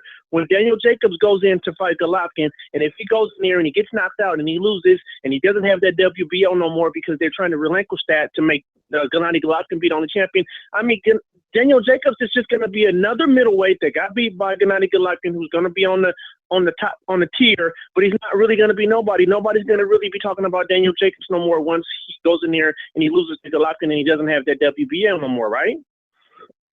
So those guys, they got to try to, get what they can while they can, So I can understand why Jacobs is like wanting to get what he can, and I could see why he's going to HBO pay-per-view, but I don't agree on that. I mean, but I'm the kind of guy to where like it might be, I might not agree that. Donald, thanks. Wait, but let me just ask the caller one thing though before he goes. Is it wrong? That's why he's got a bell. There's only a 3-minute round. Okay, so he said waiting on the line like speed. I know a nigga who will charge you zero and throw you a kilo. I bet in a week, bro, your pockets be stuffed like Chipotle burritos. What's up, guys? AB here. I just kind of watched, I just read the news about the fights. I didn't really watch them except for the knockdown, Troyanovsky knockdown. That was a knockout. The other show that you guys had, but where people were talking about how Canelo is this amazing boxer. I don't know what fights they've been watching, but can you name me one fight where Canelo's outboxed the boxer the same way that Golovkin outboxed Lemieux with the jab on the outside? Name me one fighter. All Canelo does, he's flat-footed, he stays in the center of the ring, and he waits for you to be there. And Golovkin, he's going to jab him to death. He's going to stay outside the ring and he's got quick feet. And Canelo's got cement feet. Golovkin has a better jab. Golovkin has better power. Golovkin cuts off the ring better. Canelo cannot cut off the ring. We saw that against Erislandy Lara. So these people are calling him saying how he's this great boxer and is just going to, like, you know, outbox Golovkin. That's just ridiculous. That's silly. That's just Ask silly. Ness. Ask Ness. Because he feels that way. Yeah, I mean, he's not. You got or Steven for that matter, because you know. I'm not gonna lie to you. I think that he looked really good against Trout when he was boxing with Trout. Trout was supposed to be the pure boxer, slick guy. People were trying to make comparisons between that fight and when Sweet Pea fought Chavez. It's like, oh, there's. Trout doesn't have the jab that Golovkin does. I mean, against Lemieux, the guy was throwing. Yeah, but that's not what you asked. You asked when he outboxed the boxer, and he outboxed the boxer, landed the power punches, got a knockdown, and got the victory. That was and it was based on that fight that he got the fight with Mayweather. That was like that. How could you say something like that? That was a close fight. That was a close fight where people thought Trout won. Other people thought it was a draw. But Trout didn't get the victory, and you asked me when. And AB, to be fair, no. But Trout got the victory. We're not going to chop it up about because that fight was close. I mean, Trout didn't get the victory. Canelo got the victory. Yeah, Canelo won that fight. To be fair, I think a lot of people were being a little biased when they think that Trout won that fight. But again, continue. Like I don't think that fight was as close to the Lara fight. I'm saying what was the fight where Canelo clearly, you know, from the outside outbox somebody? He didn't do that to Trout. He hasn't. And Liam Smith and Liam Smith, you know, not to be disrespectful again, was tailor-made for Canelo's style. Yeah, and then even against Liam Smith, he didn't do that. He wasn't jabbing him on the outside. What actually happened was Liam Smith even backed Canelo up against the ropes, and Canelo waited till Liam Smith threw 3 or 4 or 5 punches, and then he countered off the ropes. So Canelo doesn't have that style. Because that's what he does best. That's what he does best. He draws you in and then he attacks. And that's what Golovkin does. So Golovkin comes forward. Golovkin comes forward and he's going to get countered by Canelo and you're going to be mad. Canelo needs his feet planted to throw his punches off. That's the difference. Canelo has to be. Yeah, but there's nothing wrong with that. Canelo could have his feet planted and still move his upper body. Canelo's proved to be really good at that. That upper body movement. Kell Brook, Willie Monroe, Lemieux, Curtis Stevens, all of those guys are going to hit him, but no one else. Get out of here. You're a weirdo sometimes. You guys are in love with Golovkin. I'm not in love with the truth. That is your call. See you when the fight happens. I hope to see you here in Madison Square Garden with the 8 holes. Suleiman, talk to us.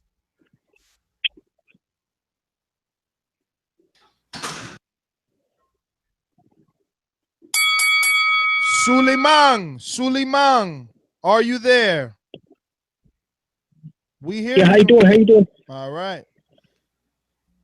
Yeah, so check this out. Yeah, man, I saw those fights, man. I'm not like MD. I just read and give a commentary or something I didn't see. But in my opinion, you know, I mean, he fully accredited Kubrat Pulev. If they put him with Shannon Briggs to fight for the regular WBA belt, I think that'd be good. And I think Suleiman, put him in there with Mansour. Put him in there with Mansour because, yo, Steven. Yeah, but Mansour, we gotta see right now. You're talking about giving regular fight a C-class fighter. We gotta see how Mansour looks after the surgery. Put him in there with Gerald Washington. Yeah, yo, is Mansour C-class now? But why not? Put him in there with Gerald Washington. Then put him in there with Gerald Washington. This guy's fighting. Look, he's fighting Chisora. Chisora's been coming off a lot of losses. Now he's fighting Peters. Peters, come on, he's a shell of himself. Like, let's be real. Well, I agree. I agree with you about that. But, you know, see how he does with Shannon Briggs, get the WBA regular belt, defend it against Fresno Kendo, which they have to do, right? Then after that, set him up with Joe Washington and the other guys till he gets to unify. But right now, he's pretty accredited. I mean, he fought Klitschko. Klitschko, you know, is his only defeat.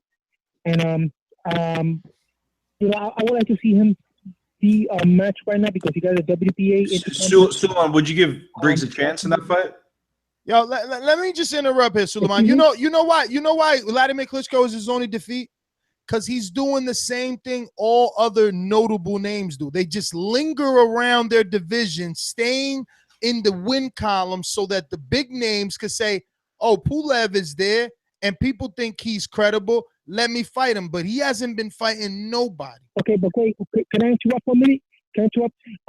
I seen him fight. I see the tape when he fought him against Alexander Ustinov. Ustinov was 6'7", and the reason he fought Klitschko is because he beat that guy and got the IBF Intercontinental belt.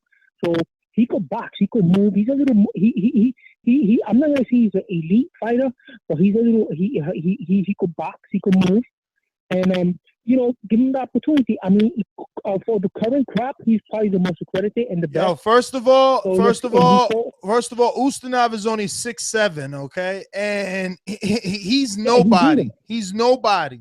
He's nobody. Who's he for? Who's he for that you even know?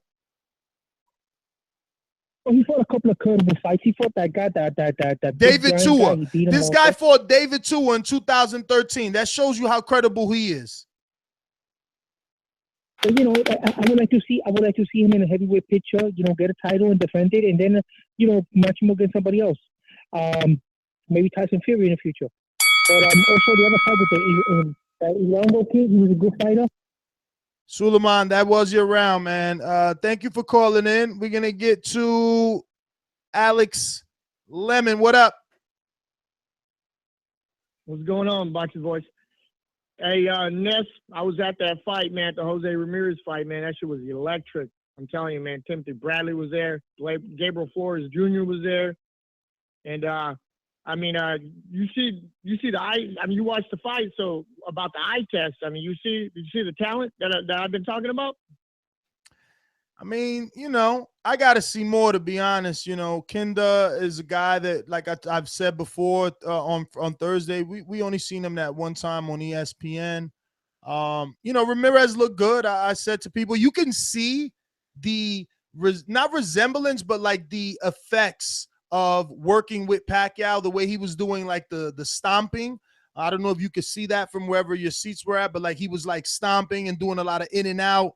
You can see his footwork is at least resembling Pacquiao. Right. But we got to see what he's going to do, right? Like, I would like to see what they do with him now.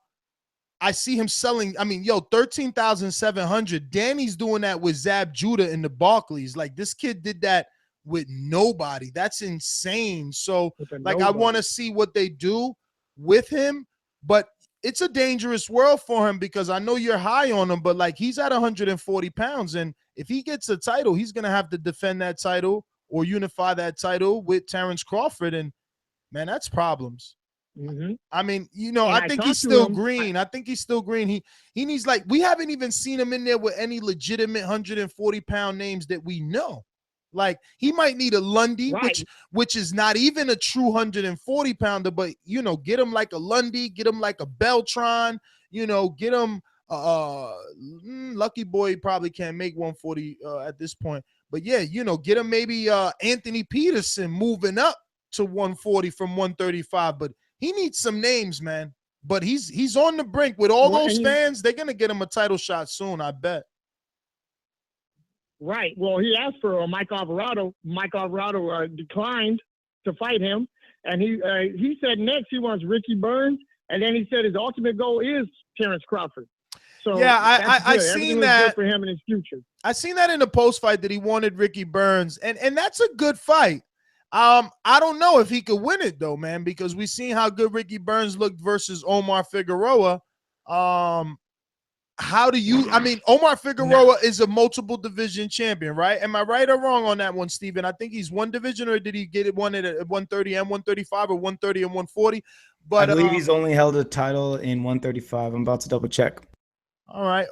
But at least, yeah, he's won a title and he's defended that title, Alex. So we can't just say, I don't know. So you're saying Ramirez is better than Figueroa right now? I think so. Figueroa just comes forward, and I think Jose Ramirez has more overall. So I'm he's high definitely on him, no. I Listen got to him me. all day. No. He's definitely the package. I seen that they have tons. Yo, I was watching Solo Boxeo, because that's where it was at for me. And shout out to Solo Boxeo. They stepped it up. The design, the graphics, everything. They had corner commentary. They had trainer commentary. everything stepped it up. They still got Rafael Marquez, who was doing an awful job. He made a mistake on he kept calling Danny Valdivia Danny Garcia all night. Speaking of Danny Valdivia, right, but you he's know, cool people though. Of course. He's a great guy. Always got some hot shades on too. But listen, Danny Valdivia, I want to give a quick notable mention to him. I don't know if anybody watched that fight with Danny Valdivia. He fought someone I never heard of in my life, bro. But it was a good fight. Valdivia went down. He also scored a couple of knockdowns himself. He's a 154-pounder. He reminds me of like Gabriel Rosado, right? No. Man, that guy is talented. That guy is talented. Who, I've seen him fight Valdivia? a couple times.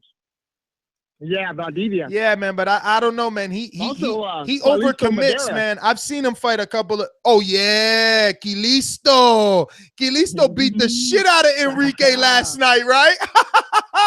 Yo, I wish every one of our listeners could have watched the solo boxeo with Jose Ramirez, because you could have seen Enrique take on Quilisto, and man. The Kilo Kid. I'm not high on the Kilo Kid. He's got a nice name or whatever. But listen, Enrique, his real name was Joe Luis Lopez. He was, 32 years old. He definitely looked the part of the fighter, but he didn't really have the technical skills. He was doing a lot of clinching. And once the blood started pouring on that cut, forget about it. He really didn't know how to react with it. And Quilisto, he was staying out from the outside, doing some good countering, and everything he had on his punches. Everything had mustard on it. It was a good little fight card. I mean, I wish they would do better. You could afford some decent type of C-level names at this point. Like, Ramirez to be headlining in front of 13,000, almost 14,000 people. Damn, get him a decent 140-pound name that he could beat, and it means something. That the writers are writing about it the next day. The people talking about it. But, like, he beat Kinda in front of 14,000 people. Nobody ain't talking about that. I'm only talking about it because it was 14,000 people there. Local. His name brings everybody in because he's our local boy over here in California. And real quick about Bob Arum, you're mentioning solo boxeo, how it's top ranked. It's top ranked, and everyone's talking shit about Bob Arum, that he puts shit fights together. That's what I trip out on, because those fights are weekly and those are free. And every fight that he's put together recently, Walters against Lomachenko, before it happened, it was supposed to be great. Crawford versus Postal, that was number 1 against number 2. It was supposed to be great. I mean, Pacquiao Vargas had a title. But yet everyone shits on Bob Arum in top rank, and I'm confused by it. I don't understand.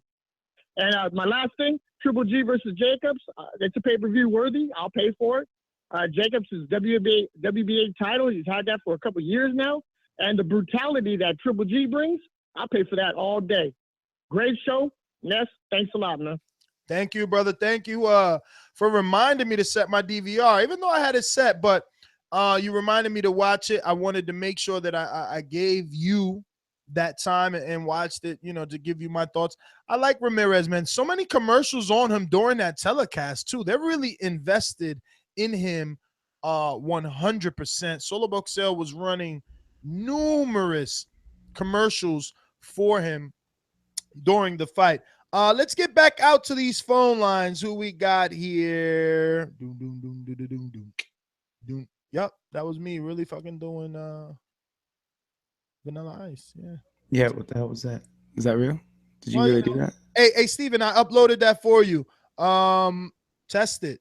615, we going to Stainless from Nashville. Stainless, man, thank you for always dropping a comment in the comment section on the videos. Truly appreciate it. What's going on, my friend? Yo, Ness, what's up, man? I keep telling you, thank you. Y'all don't understand, man. It's a little boxing community down here, but it's very diverse for one. It's very split.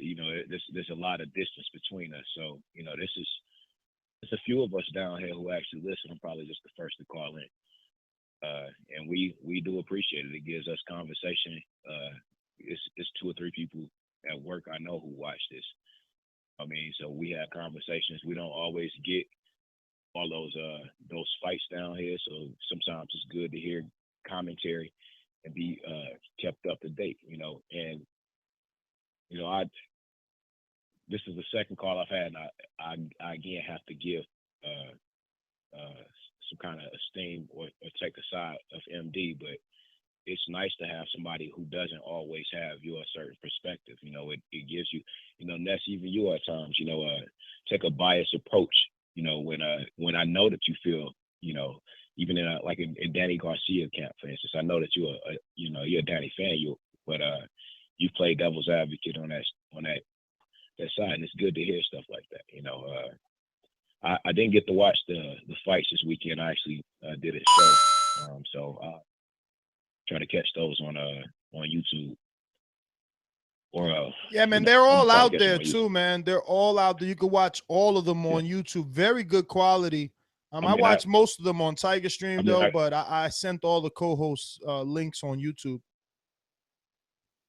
Well, you made a very valid point, stretching to the pay-per-view thing. I mean, I agree with MD. Of course, I'm gonna pay for that Triple G. I think that'd be a great test for him, and it's no disrespect to Curtis Stevens or to David Lemieux.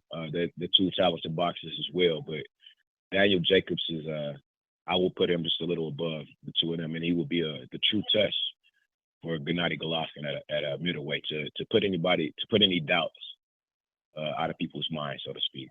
As the last caller said, of course I'm gonna pay for it on pay-per-view, but all those other fights, I would have to be iffy on them too. I might have to, illegal strain some as well, because it's just not up to par. But at the same time, it raises another question in my head. As Stephen, your talented producer, has stated before, there have been a couple of times when I tried to call in, and one was during the Triple G Kill Brick fight, and it leads me to another question, which is why don't we have support for American boxers like everywhere overseas? Man, I asked myself that same question, brother. We just don't support American boxers over here. I don't know why. I mean, I support everyone. You see, I was watching all the Russians last night or yesterday afternoon, and next week too. I want to remind all you guys, Anthony Joshua is going to be fighting on Showtime around 5 o'clock. So remember, if you're doing something Saturday, check that out. We're planning to do something, immediate reaction for that, and probably even a live stream watching at Joshua. So definitely tune in with us, man. We're probably going to have a couple of friends of ours, colleagues, co-hosts from the Sirius XM, Aka and Barack, over to watch those fights, and we're going to try and get that documented, right? We're going to keep out on these phone lines. We're going to go to Gio in Cali. Talk to me.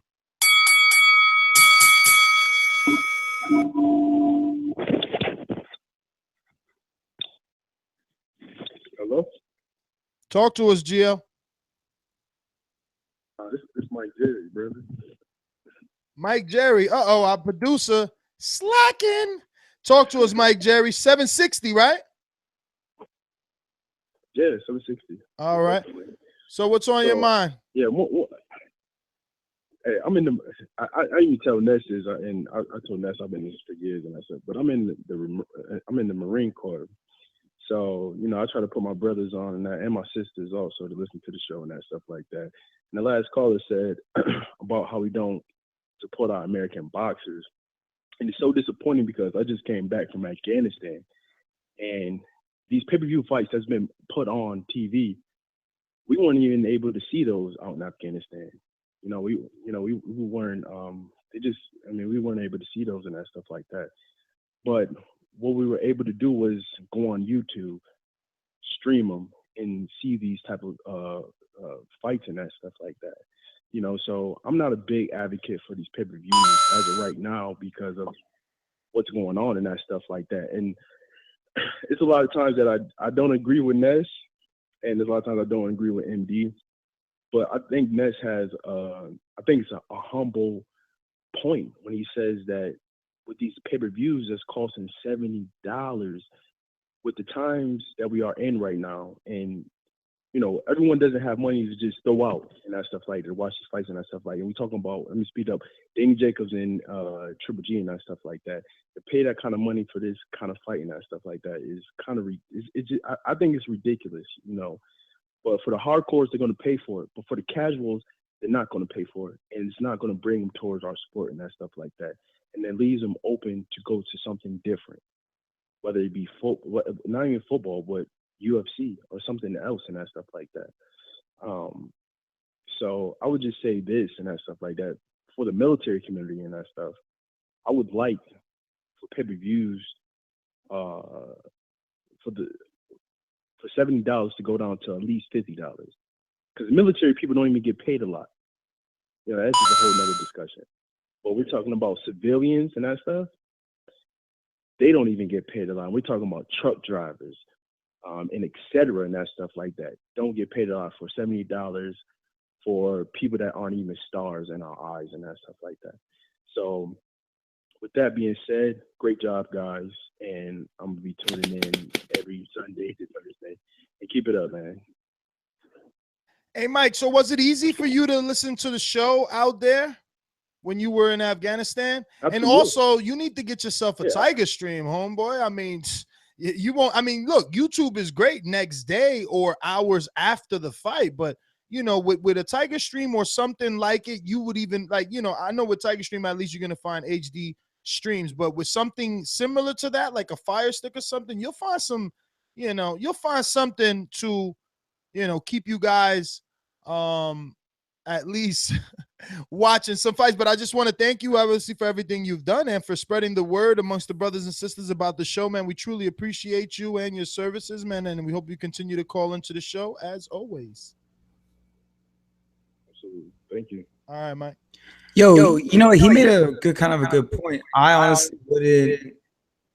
I don't like pay-per-views, but what I really don't like is how the prices have continued to rise. Even though the quality of the card hasn't gotten much better, the prices of the pay-per-views have continued to rise. If they were at like a lower number, it wouldn't suck as much. But I don't want to say that because, like you said, they listen to these shows. I don't want to say that I'd be cool if they were all $20, but I mean, it would help.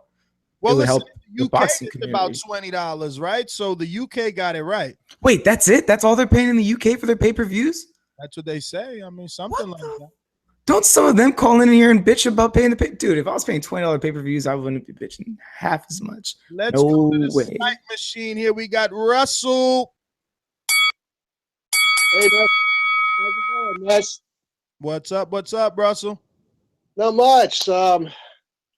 Yeah, the Gassiev fight. I only got to watch a little bit of it because, like I play music for a living, and so I'm always out gigging or I got lessons or whatever. So I got to catch the last part of that fight. That was a pretty good, interesting fight. Those guys kind of went at it a little bit.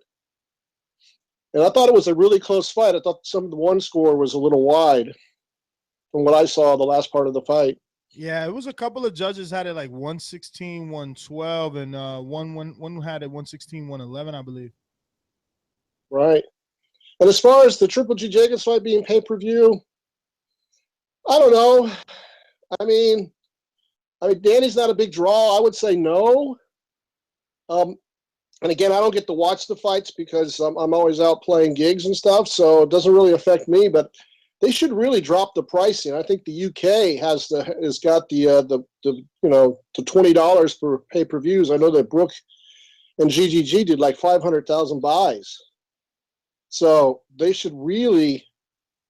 It shouldn't be $70 for any pay-per-view, especially in today's, economy and world where both members of each family got to work. So, but I also heard a rumor that Usyk and possibly Roman Gonzalez will be on the undercard of that fight. I don't know if you guys heard that. They're also saying Katie Taylor is going to be on the undercard of that fight. Eddie Hearn kind of spilled the beans on that she was going to be fighting on the undercard of Triple G. So we'll see. We'll see how they shape it up. I mean, I would hope, listen, you don't have to really, though, because K2 does a pretty good job of putting together undercards. I mean, they always give you like Roman and somebody. So, yeah, I want to check out that Usyk, the other cruiserweight. He seems like he's a pretty skilled guy. So I haven't seen much of him. I've seen some video of him, but I haven't got to see any of his fights on TV yet. So That is the guy that everyone's talking about now, the new hot guy. Right. And that's probably pay-per-view because I know Jacobs wanted what? He probably wanted twice what he wanted from Peter Quillen. So I don't know if HBO had the budget to pay him that $3 million or whatever it is that because we don't know what it is, but I'm just assuming. So that's probably well, why. Hey, man. Hey, Russell, if we're going to assume, we might as well assume that it's on pay-per-view because, HBO couldn't afford to pay Gennady that $5 million he wanted since we don't know the number and we don't know how much he wanted. You're right. That's probably why. So, but anyways, Ness, I got to go. Russell, man, thank you for calling in. Hey, I hope you at least watch the fights the next week. Since you're always out gigging, man, it would be kind of bad if you don't get to watch it. We're going to stay on Skype. Talk to us, Scorsese. Yo, I really don't know what to say about Triple G and Jacobs. It's just like, what did Jacobs even do for him? Like, I mean, I seen this guy KO before. Like, I really got to give him a second chance after seeing the old boy drop him in they fight, and then he came back in the next fight, and he took years to get a dude with one leg out of there. It's like, man, like Andre Ward busy fighting Kovalev, he busy fighting Jacobs. Yo, Scorsese, you don't think Daniel Jacobs earns a shot after knocking out Peter Quillen in one round, who is like a top respected middleweight, top 5 for the last 5 years? Yeah, I mean that's like that fan favorite stuff. I'm sorry, I just think middleweight been horrible forever, for a minute, for like 20 years almost, without if you take one little certain time out, it's been good 20 years since middleweight been good. And it just name sit up there and you respect the name, but if you break it down, it's just a horrible, man, it's a horrible fight. Triple G should just be running through this whole division. He shouldn't be there no more. He wasting his legacy, wasting his time. And he's like one of the only people in boxing I see doing that. As far as the fight that happened in Russia, Lebedev versus Gassiev, I thought Gassiev beat the hell out of him and had him looking like a scared old man. The man wasn't working the body. It showed the beauty in what Andre Ward done. He took the monster out the monster by going to the body. This dude was just trying to fight fire with fire. And you can't do that when you outmatched. He couldn't do it. He's getting his head knocked back every time a straight punch touched him. He was just running around the ring, scampering all day. I thought Gassiev deserved a belt. And like I said, it showed what Andre Ward truly done, because I thought Kovalev was going to knock Andre Ward ass out. I thought the name, like I said, the name don't mean shit. Kovalev got 2 good arms. Andre Ward had 1. Kovalev was supposed to kill that dude, and he didn't do it. What's something else we got this week?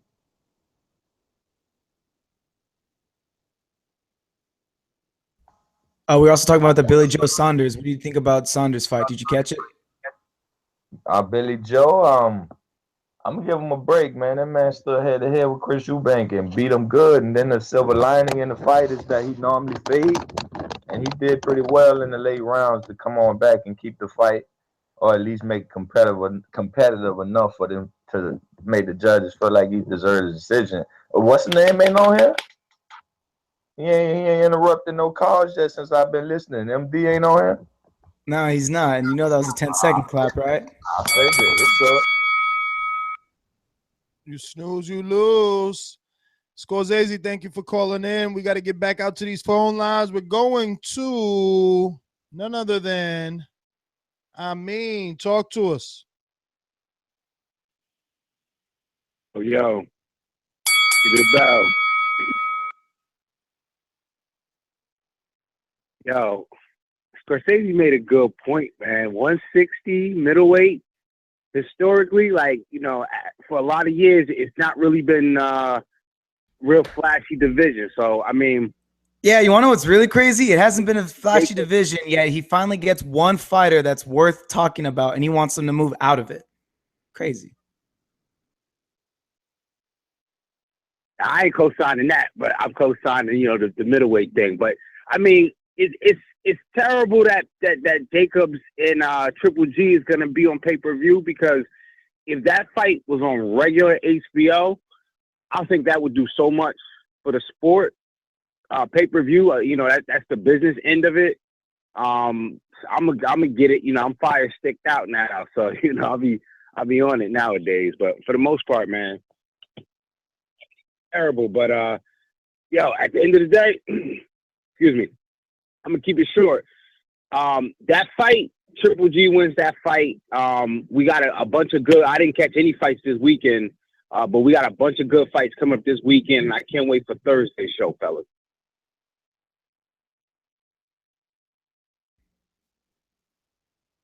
Thursday's show, you're excited to make your pick for Crawford Molina? Yeah, yo. I mean, it's easy that it's Crawford, but for me, it's like, you know, the Joshua fight. I'm excited about the Joshua fight. Yeah, man, it's a bunch of good fights, bro. Do you like the idea of Pulev sticking around in the division and him being used as an opponent against a Joshua or Wilder in the future after watching his fight this weekend? I've been saying it since the summer. Pulev is a great litmus for Joshua. You know what I'm saying? It'd be a great litmus for Wilder. I know more so what Wilder would do to him than now. Put your gun away, Ness. Put your gun away. I know what Wilder would do to Pulev more so, but I'm curious about what would happen between Joshua and Pulev. Just because it'll be kind of like a nasty, ugly fight.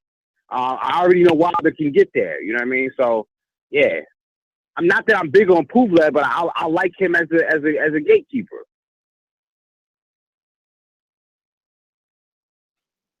As a gatekeeper, damn, one loss and you're a gatekeeper. We rough around here. Nez, didn't weren't you the one who said that's talking about Pulev ain't shit, and now he can't be a gate? But see, that's how people know Ness is objective. Because on one hand, he'll throw Pulev under the bus and then turn around and then hold them up. So people cannot say Ness is biased. He might be biased with Swift, but not much else. I mean, man, thank you for calling in. Listen, man, it's just I'm not as critical as some. Like, damn, you get one loss to Vladimir Klitschko, who was undisputed for 12 years, and you are a Ness, you said you're tired of watching. You said that you're convinced that he's getting worse. What are you talking about? I am, though. I am convinced that he's getting worse, and that's no joke. Like, look, I don't know what fight MD was watching. I swear, like, yo, Samuel Peters doesn't belong in the ring. Samuel Peters wasn't doing considerable damage to him. Samuel Peters was losing the fight from the beginning to end. So how could you say he's lost a step? He did what he was supposed to do. He beat Samuel Peters. Pulev wasn't looking good. Like, I'm telling you, listen, you give any other Pulev, look, with the recognition that Pulev get, or he's considered one of the top tier heavyweights or one of the elite heavyweights. Give anyone else in any other division a Samuel Peters type of fighter and factor in that they're 270. So when you factor that into whatever division, say they're overweight, they didn't make weight, they paying the fine because they didn't make weight. Like, this dude is 270. How tall is Samuel Peters? Like 5'8"? I don't have his box rec up. I couldn't tell you, but I'm not gonna lie to you though. He didn't look as bad as you're kind of making him out to be, just because Samuel Peters quit before Pulev could land a knockout punch. You can't knock Pulev for that. Like, Peters didn't have it in him. Doing anything either. Only thing I liked about Pulev was that he was staying in the pocket. He didn't run, but his defense was to hold Peters. Or Peter. Yeah, but he showed that he could still, I don't know, throw the jab. He had a little bit of the old school, kind of like the movement with his straight up. Nobody. He ain't gonna be Joshua. He ain't gonna be Wilder. He ain't gonna be Fury. No, but I'm certainly a believer that there's a younger crop of heavyweights coming up right now, and they need the names like a Pulev on their resume. They also need to stop a Pulev to get him to stop fighting. Like, I can't even think of nobody else. I guess he ain't that bad because I can't think of nobody else that'll beat him like easy. You need a slick move. Maybe Jenny. Well, now Jennings likes to get in the inside, and that's gonna allow Pulev's heavyweight power to affect him. You need someone that knows how to get in and out on this guy because he's flat-footed as hell, man. He's just there. He said, that's why, you let Vladimir Klitschko lead, check, hook the shit out of you. Nah, man, that dude's. Anyway, Jay from Orlando. What up, what up, what up, what up? Yo, what's going on, fellas? Touch them up, touch them up, touch them up. All right, first and foremost, man, send a big RIP out to the boxer, Ed Brown, out there in Chicago, man. We got to do something about that. Another thing, too, when it comes to the pay-per-view, I think right now we're stuck between a rock and a hard place because it's not what you deserve, but it's what you can get. And also, I feel as though I wouldn't be really mad at the fight if it happened earlier this year, like pre-Triple G and pre-Sergio Moore Part 2, when he was coming fresh off of the win versus Ken Chocolate. I feel as though that would have been a great pay-per-view then. But since we saw him fight Sergio Moore and then we saw the other fight with Kell Brook, it's kind of like now we kind of know we get milked. We kind of know that like they're going to get us for everything that they got in order to big up the fight, in order to sell it to us when we should have got it earlier. When both of those fights weren't 50-50 fights. You already knew who was going to win going in.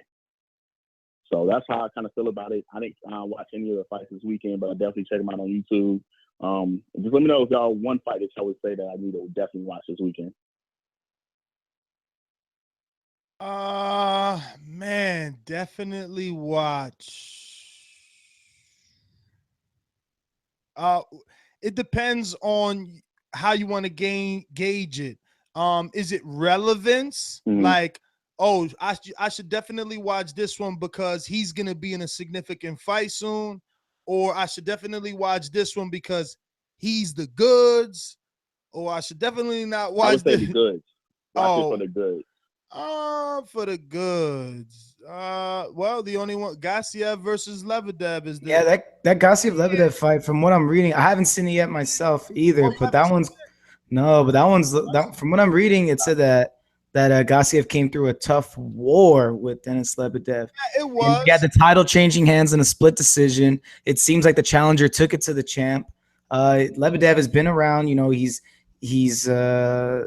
been around the division, so he's a solid top 10 guy. I mean, that seems like the fight to watch of the weekend. Because other than that, all you have is, like you said, Pulev with the fat Peter, and then you got. You do have the upset, which will only take you 40 seconds. Who now becomes a big player? He'll possibly be in there with Jose Ramirez or Terrence Crawford next, based off of what he did in 40 seconds. And this is what I'm saying about guys getting in there and doing a job. Indigo, we want to see again. Pulev, I'm not interested. Yeah, but you got to remember, between the Gassiev and Lebedev fight, you also got another big cruiserweight match coming up. Sorry, we're taking the call. You'll have a little bit more time, but between the David Haye and Bellew fight, I mean, Gassiev right now is looking like a pretty good. That's good. That's pretty much all I had, man. That's all I had. All right, Jay, thank you for calling in. I don't know, man. Gassiev ain't got nothing to do with David Haye. Like, just because David Haye gave Bellew a shot doesn't mean he's going to give every cruiserweight a shot. That was only because there was a market for it, because they're both from over there. Bellew has some friends in Liverpool that are going to follow in, and Haye has a draw. I think Haye's going to realize that he's better off in the cruiserweight division after he gets the win. I mean, I'm sure that there's bigger money up there in heavyweight, but it's like you said, these guys, when they come back, especially out of retirement, they're just trying to stick around and be under the radar. This fight's happening at heavyweight, not cruiserweight. Oh, it is? Yeah. Damn. I didn't know. Yeah, man, how you expect Haye to get down to cruiserweight after all these years? No. That's kind of why I was impressed. Damn. No, that would be. Guys, you need show, you need amazing show, just call me. I'm staying here. I'm ready for everybody. That would be amazing to see him go down after that much time. Let's go to 631. You're live. Who is this? Hey, how you doing? This is John. John, where you calling in from? I'm calling in from New York. New York. First time caller? Yeah, I'm a first-time caller. I just wanted to comment on what a previous caller called and said about Triple G, about how the only way he would be beat if he was to be like outboxed. And I just wanted to say, how can anybody with two eyes not see that it's in fact like the opposite? You know what I'm saying? Like, he just has too much power and too much pressure, and he's gonna take away your legs. You know what I'm saying? And I personally feel the only way to beat him is to hurt him. You know what I'm saying? You got to come forward and you got to rock him with some hard, heavy shots. And I think that Jacobs and Canelo both have a real good shot at him. Now, what about the notion That what about the notion that like guys like MD are saying that Jacobs doesn't stand a chance because of the chin? I want to say one thing about Jacobs is that he knocked out cancer. His mindset is on a whole nother level. Like, I feel like that man could beat anybody. Like, he's been through some like serious shit in life, and people are not giving him his like proper respect. You know, like, he is on a whole nother level of it. Of like, he's like a monster. You know what I'm saying? I hear you. Yeah, but the question isn't whether or not he's mentally strong. It's whether or not he's physically going to be able to withstand Golovkin's power, not mentally. But that's what I'm saying, though. He is mentally really strong, and he always comes into fights in top shape. You know what I'm saying? And I think he'll have the right game plan to beat Triple G. He'll do what he did to Triple G, what he did to Quillen. Like, he's going to come in there and just start throwing hard shots at you. He's not going to be trying to dance around the ring and outbox Triple G. He's going to go in there and he's going to rock him because he's smart. He knows that's the only way to beat him. Nobody, mark my words, nobody will outbox Triple G. He's got too much pressure, too much power. He's going to take away your legs no matter who you are. He's going to hit you on top of the head like he does in fights. He's going to hit you in the shoulders. He's going to go to the body. He's going to take away your legs. You got to hurt that man to beat him. There's no other way.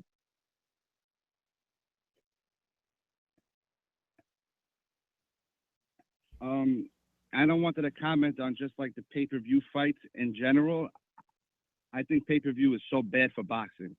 It's ridiculous that anybody would have to pay to watch a fight. Nobody has to pay for anything in other sports, the World Series, the finals, the Stanley Cup. It's just ridiculous that, you know, it's just bad for boxing. And especially nowadays with all the streaming shit that you could do, man, who pays for fights anymore? It's just stupid. Well, in some cases, it's the only way that the fighters can get their money, right? Like, considering that how much each one's demanding. Yeah, well, I don't know, man. I feel like a fighter is a fighter. He's in there because he loves to fight. And it's not like he's being, like, forced to do it. It just don't make sense for me that other people have to pay to watch a fight. You know? I think all fighters can make all good money. You know, that's just me.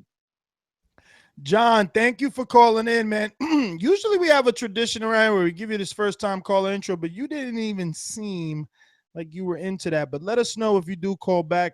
We'll be more than happy to give you what you deserve so you can have proper introductions around here. You felt like you needed to get something off your chest, and we're glad to be the place to have you do it. Thank you for joining us. We're going to head on out to now Baltimore to one of our favorite callers, the one and only. Don't.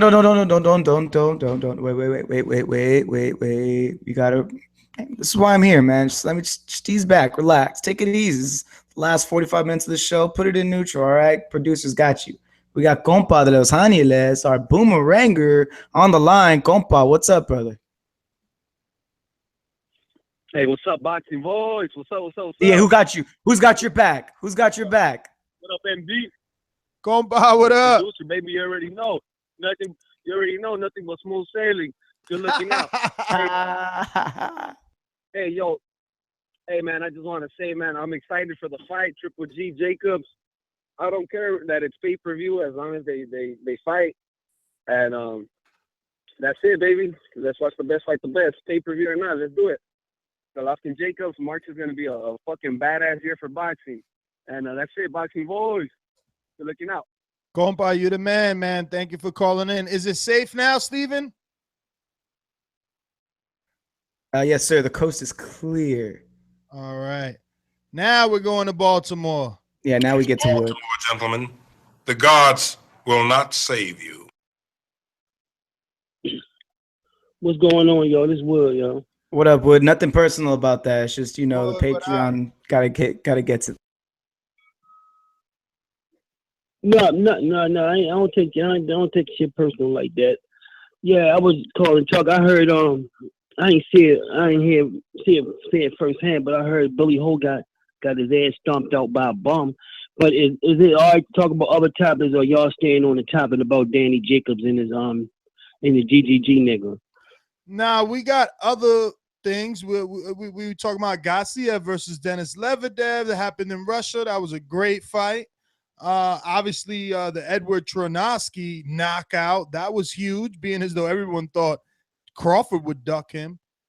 And, like you said, Billy Joe Saunders was in action. Kubrat Pulev was in action. Richard Commey and Denis Shafikov were in action. It was a lot. Jose Ramirez was in action. Now, can I ask you a question? Can you do you know all these motherfuckers, or you reading this shit off a piece of paper? What's up with all these Kanowskis and Shanowskis and shit like that? I watched all these fights. The reason that I watch Edward is because he has the last 2 belts in the 140-pound division, and like I said, the hipsters were saying that this was a guy that Terrence Crawford would duck. So when the opportunity came up to watch him fight, I watched him fight, and he got knocked out really bad. Let me ask you a question, man. Is the hipster, are they the same thing as what we used to call back in the day the yuppies, or the hippies? I mean, the hipsters and the yuppies, are they the same people? No, the ones that walk their dog in the neighborhood. I thought the yuppies and hipsters are the people that walk their dog while you go to work 4 o'clock in the morning. They up walking their dog and all that type of shit. No, in the boxing world, the hipster is the guy that wants to be the first guy to know who's the hot guy. He's like, he wants to be that guy that tells you, so-and-so is going to be the next guy. And then as soon as you and a bunch of other people start agreeing with him, then he doesn't like that guy anymore, because it's like now everybody likes that guy. So it's like, oh, whatever. I've been liking that guy. It's so weird, but yeah. Oh yeah, that's a hipster. I thought that was, I thought a hipster wasn't one. For how when you going to work in the morning, you see these motherfuckers at 20 below zero walking their dog. Well, I don't know, man. It may be different definitions for different genres or niches, Yeah, I got one thing I want you to pay attention to now. So I want you to do your homework on this. If you go and listen to, have you been listening to Brooks over there in England? His interviews, he trying to duck the shit out Errol Spence. He talking about unifying. He talking about unifying the belts at 140. Now this nigga was never into unit. This nigga was never into he always fought his mandatory. Now he got a killer as a mandatory. He wanted all of a sudden to avoid Errol Smith, trying to find all kind of ways to avoid Errol Smith, man. Yeah, but he can't avoid him though. He can't avoid him though, because the only way is if he gets a big enough fight, which is a unification fight, that the sanctioning body would allow him, because it's a unification. But he would have to get Pacquiao to say, yeah, everyone else is busy, right? Like, who else is left? Yeah, I hope he don't avoid Earl, man. That's all, man. Going on. There ain't too much going on, but I just wanted to put that shit out in the universe that this nigga is out. This nigga is trying to duck. He trying to duck Earl Smith, man. He trying to talk about everything else but Earl and shit. See, he talk about Earl. He start talking about King Kong and Khan and Pacquiao and all these other outrageous motherfuckers that he know he ain't gonna be able to fight. So yeah, I mean the thing with the Khan fight, and I'm gonna get to some other callers, but the thing with the Khan fight is that they might pay Earl some step aside, right? Because that fight would generate so much money in the UK. They'd probably give Earl a couple $100,000 to let them have that fight. Let's see. We got Alden from Phoenix. Talk to us. What up, Ness? Look, back in the day, a dude got a big payday. It was all based on his personality. All right, his payday was based on his personality, the way he fought, and who he beat. The way he fought, who he beat, and his personality. So, okay, ask yourself 2 questions. Who has Danny Jacobs beat to be on pay-per-view? Nobody. Does his fighting style warrant pay-per-view? No, it doesn't. So we shouldn't pay for it. Now, Triple G, you could make an argument, who has he fought, right?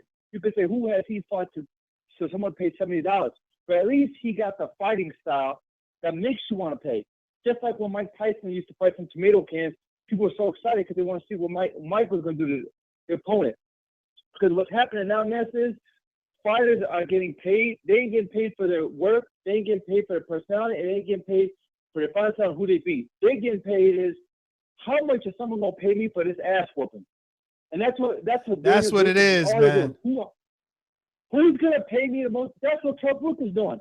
Instead of fighting to get the best, whoever what happened to getting the highest payday because you had the personality, the style. What happened to that? Now it's just like, whoa, you want me to fight Earl Spence, right? You want me to fight my mentor? Well, you got to pay me off of this ass whooping. And it just comes from this, like, it's just, I don't want to blame it all on him, but damn, it's Mayweather's fault. Because he created a lot of this shit. He created a lot of this behavior. So that's all I got in this. I mean, I don't want to pay for that fight, man. I really don't. I don't think it's worth it. But that's all I got in this. Alder, man, thank you for calling in and getting it off your chest. He sounded a little bit frustrated there, Steven, but I get his frustrations. I know where they're coming from, man. At times, I mean, he makes a really good point. But it is, I mean, his point that Mayweather kind of like started this whole kind of trend, but Mayweather has even said it himself. People need to look, the young fighters say they need to look back when Mayweather was at like 130, 135, when he wasn't getting pay-per-view all the fights, when he was a more active, flashier fighter. That's what they need to see. You build up to the point to where you're getting pay-per-views all the time and you're getting those 9-figure, 8-figure contracts, 7-figure contracts. You gotta wait. Be patient. Steven, do me a favor. Check if that's the truck driver.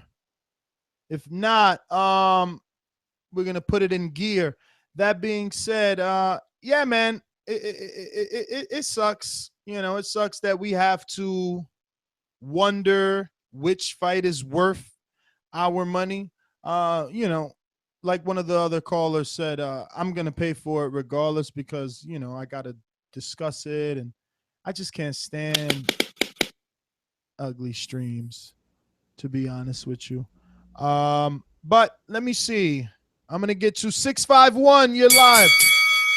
That's Unfadable from Twin Cities. Am I right?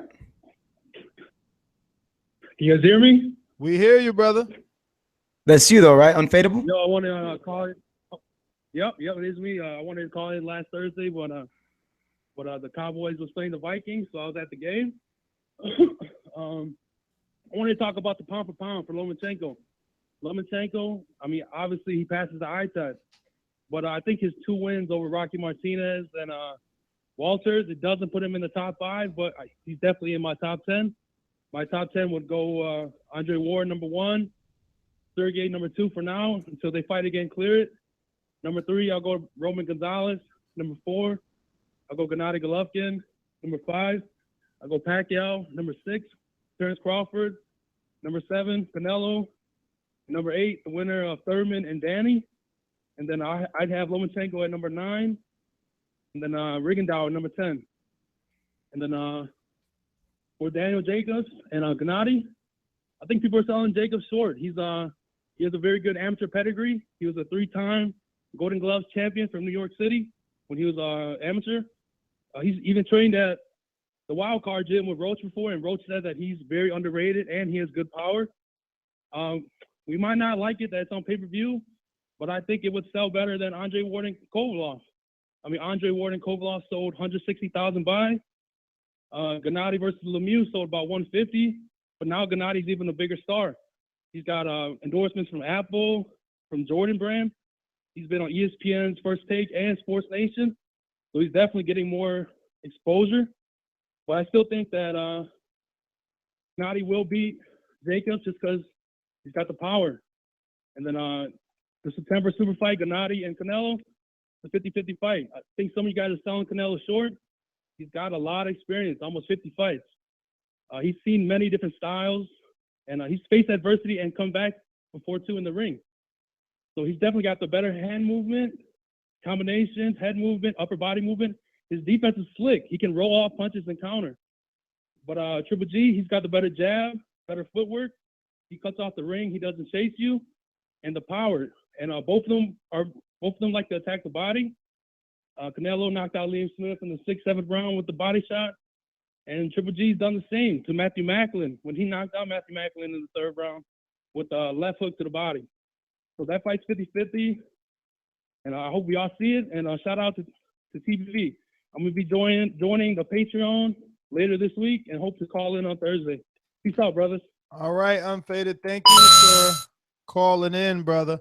I want to remind everyone, if you're watching this on YouTube, hit that thumbs up button. If you're taking your jog or your bike ride and you're listening to this on Stitcher, TuneIn, or any other mobile device or podcast platform, drop us a 5-star review on iTunes. Extremely important. Last caller, no more. JD, you're up.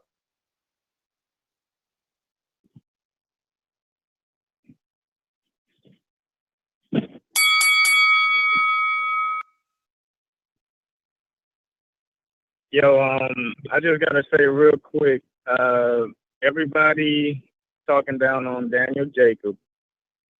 I can't wait to hear y'all call after the fight, because I really don't understand. Look at his go do your research. Look at his knockout percentage. And I heard somebody earlier compare them to. Look, I've been saying this since the summer. Pulev is a great litmus for. Hello? Yeah, JD, is that you? Yeah, I don't know who that was. That was you. Somebody forgot to mute Unfadable. I might have been. Okay, no, but look, somebody compared. Somebody was comparing him to what's the boy name that Triple G knocked out or stopped last year? Damn, I forgot his name. Lemieux? Yes, they were comparing him to Lemieux. That's so disrespectful, man. But the way Kell Brook was touching him up, I mean, I just don't see that dude. I don't give a damn who you are. You're not gonna walk through Daniel Jacobs' punches, man. But that's all I got. JD, man, thank you for calling in. It's going to be an interesting fight to see, because there are a lot of people out there that are riding with Jacobs. We're going to have to see, can he really pull this one off? There's also a lot of people who are in the school of thought. I believe MD falls in line with this. I might be wrong. But I myself, I have noticed that Triple G, depending on who he's fighting, when he fought David Lemieux, he did everything he could to not take an obsessive amount of punches. Yeah, he gets intelligent. That's the scary thing about him, is that once he knows you have power, he gets behind the jab. But that's where Jacobs' footwork should come into play, hopefully. I want to just thank everyone really quick that continues to support the show in whatever fashion that you do, whether that be sharing it, adding it to Reddit, dropping it in a Facebook forum, hitting a thumbs up, dropping a 5-star review, signing up to Patreon for that exclusive content. And remember to update. I'm trying to send those rewards. I'll update your addresses so that I can make one shot to that to the post office. I also have a really super duper great, exciting surprise coming out here soon. Hopefully we can announce that. Super duper? Super duper. Like how duper? Like it's specifically designed. Like uber duper. It's specifically designed for the boxing fan, the true boxing fan, and the memorabilia fan. But we'll give them details later in the future. That being said, I'm trying to play the outro. I am your host, Nes GTO, joined alongside one of the guys to make this show nothing but smooth selling, Steven the producer. That's me, everybody. I'm Steven the producer. You can find me on Twitter at Calderon92. And if you feel like checking out what I look like, checking out what we all wore, looking fresh to death at that Las Vegas West Coast TV fan appreciation party. The pictures are up. It is official. Day by day. Videos are out as well. Go check out our IGs. I'm on Instagram at Definitely. sugar_steve.c. YouTube channel for the teaser of both the Appreciation Night and TBV did the Mannequin Challenge. So you can check those out on our YouTube. Remember to subscribe to the YouTube right here, because a lot of you guys just come and, you're liking the videos, you're calling, you're partaking, you're hitting the thumbs up, but you're forgetting to subscribe. You need to subscribe so you get that notification every time that we go live, because we are going to be going live.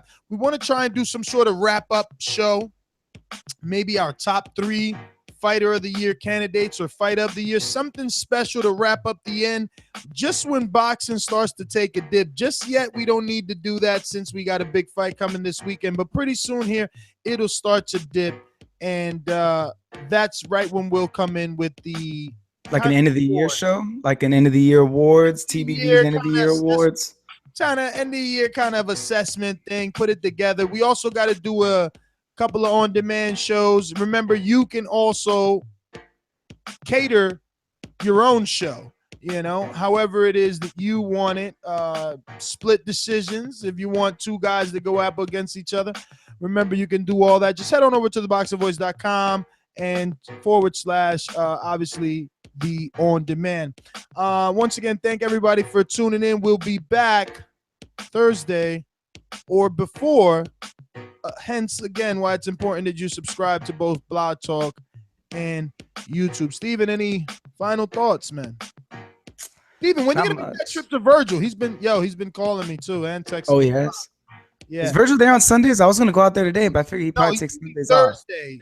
Actually, Thursday. But if you could get there before Thursday, I sent you a message. If you could switch with someone and get there before Thursday, because he's leaving Thursday, he'll be back Sunday. But Martin and Mario, they leave Thursday, and they're going from Cali to Texas. But anyway, we'll talk off air. I want to thank everyone again.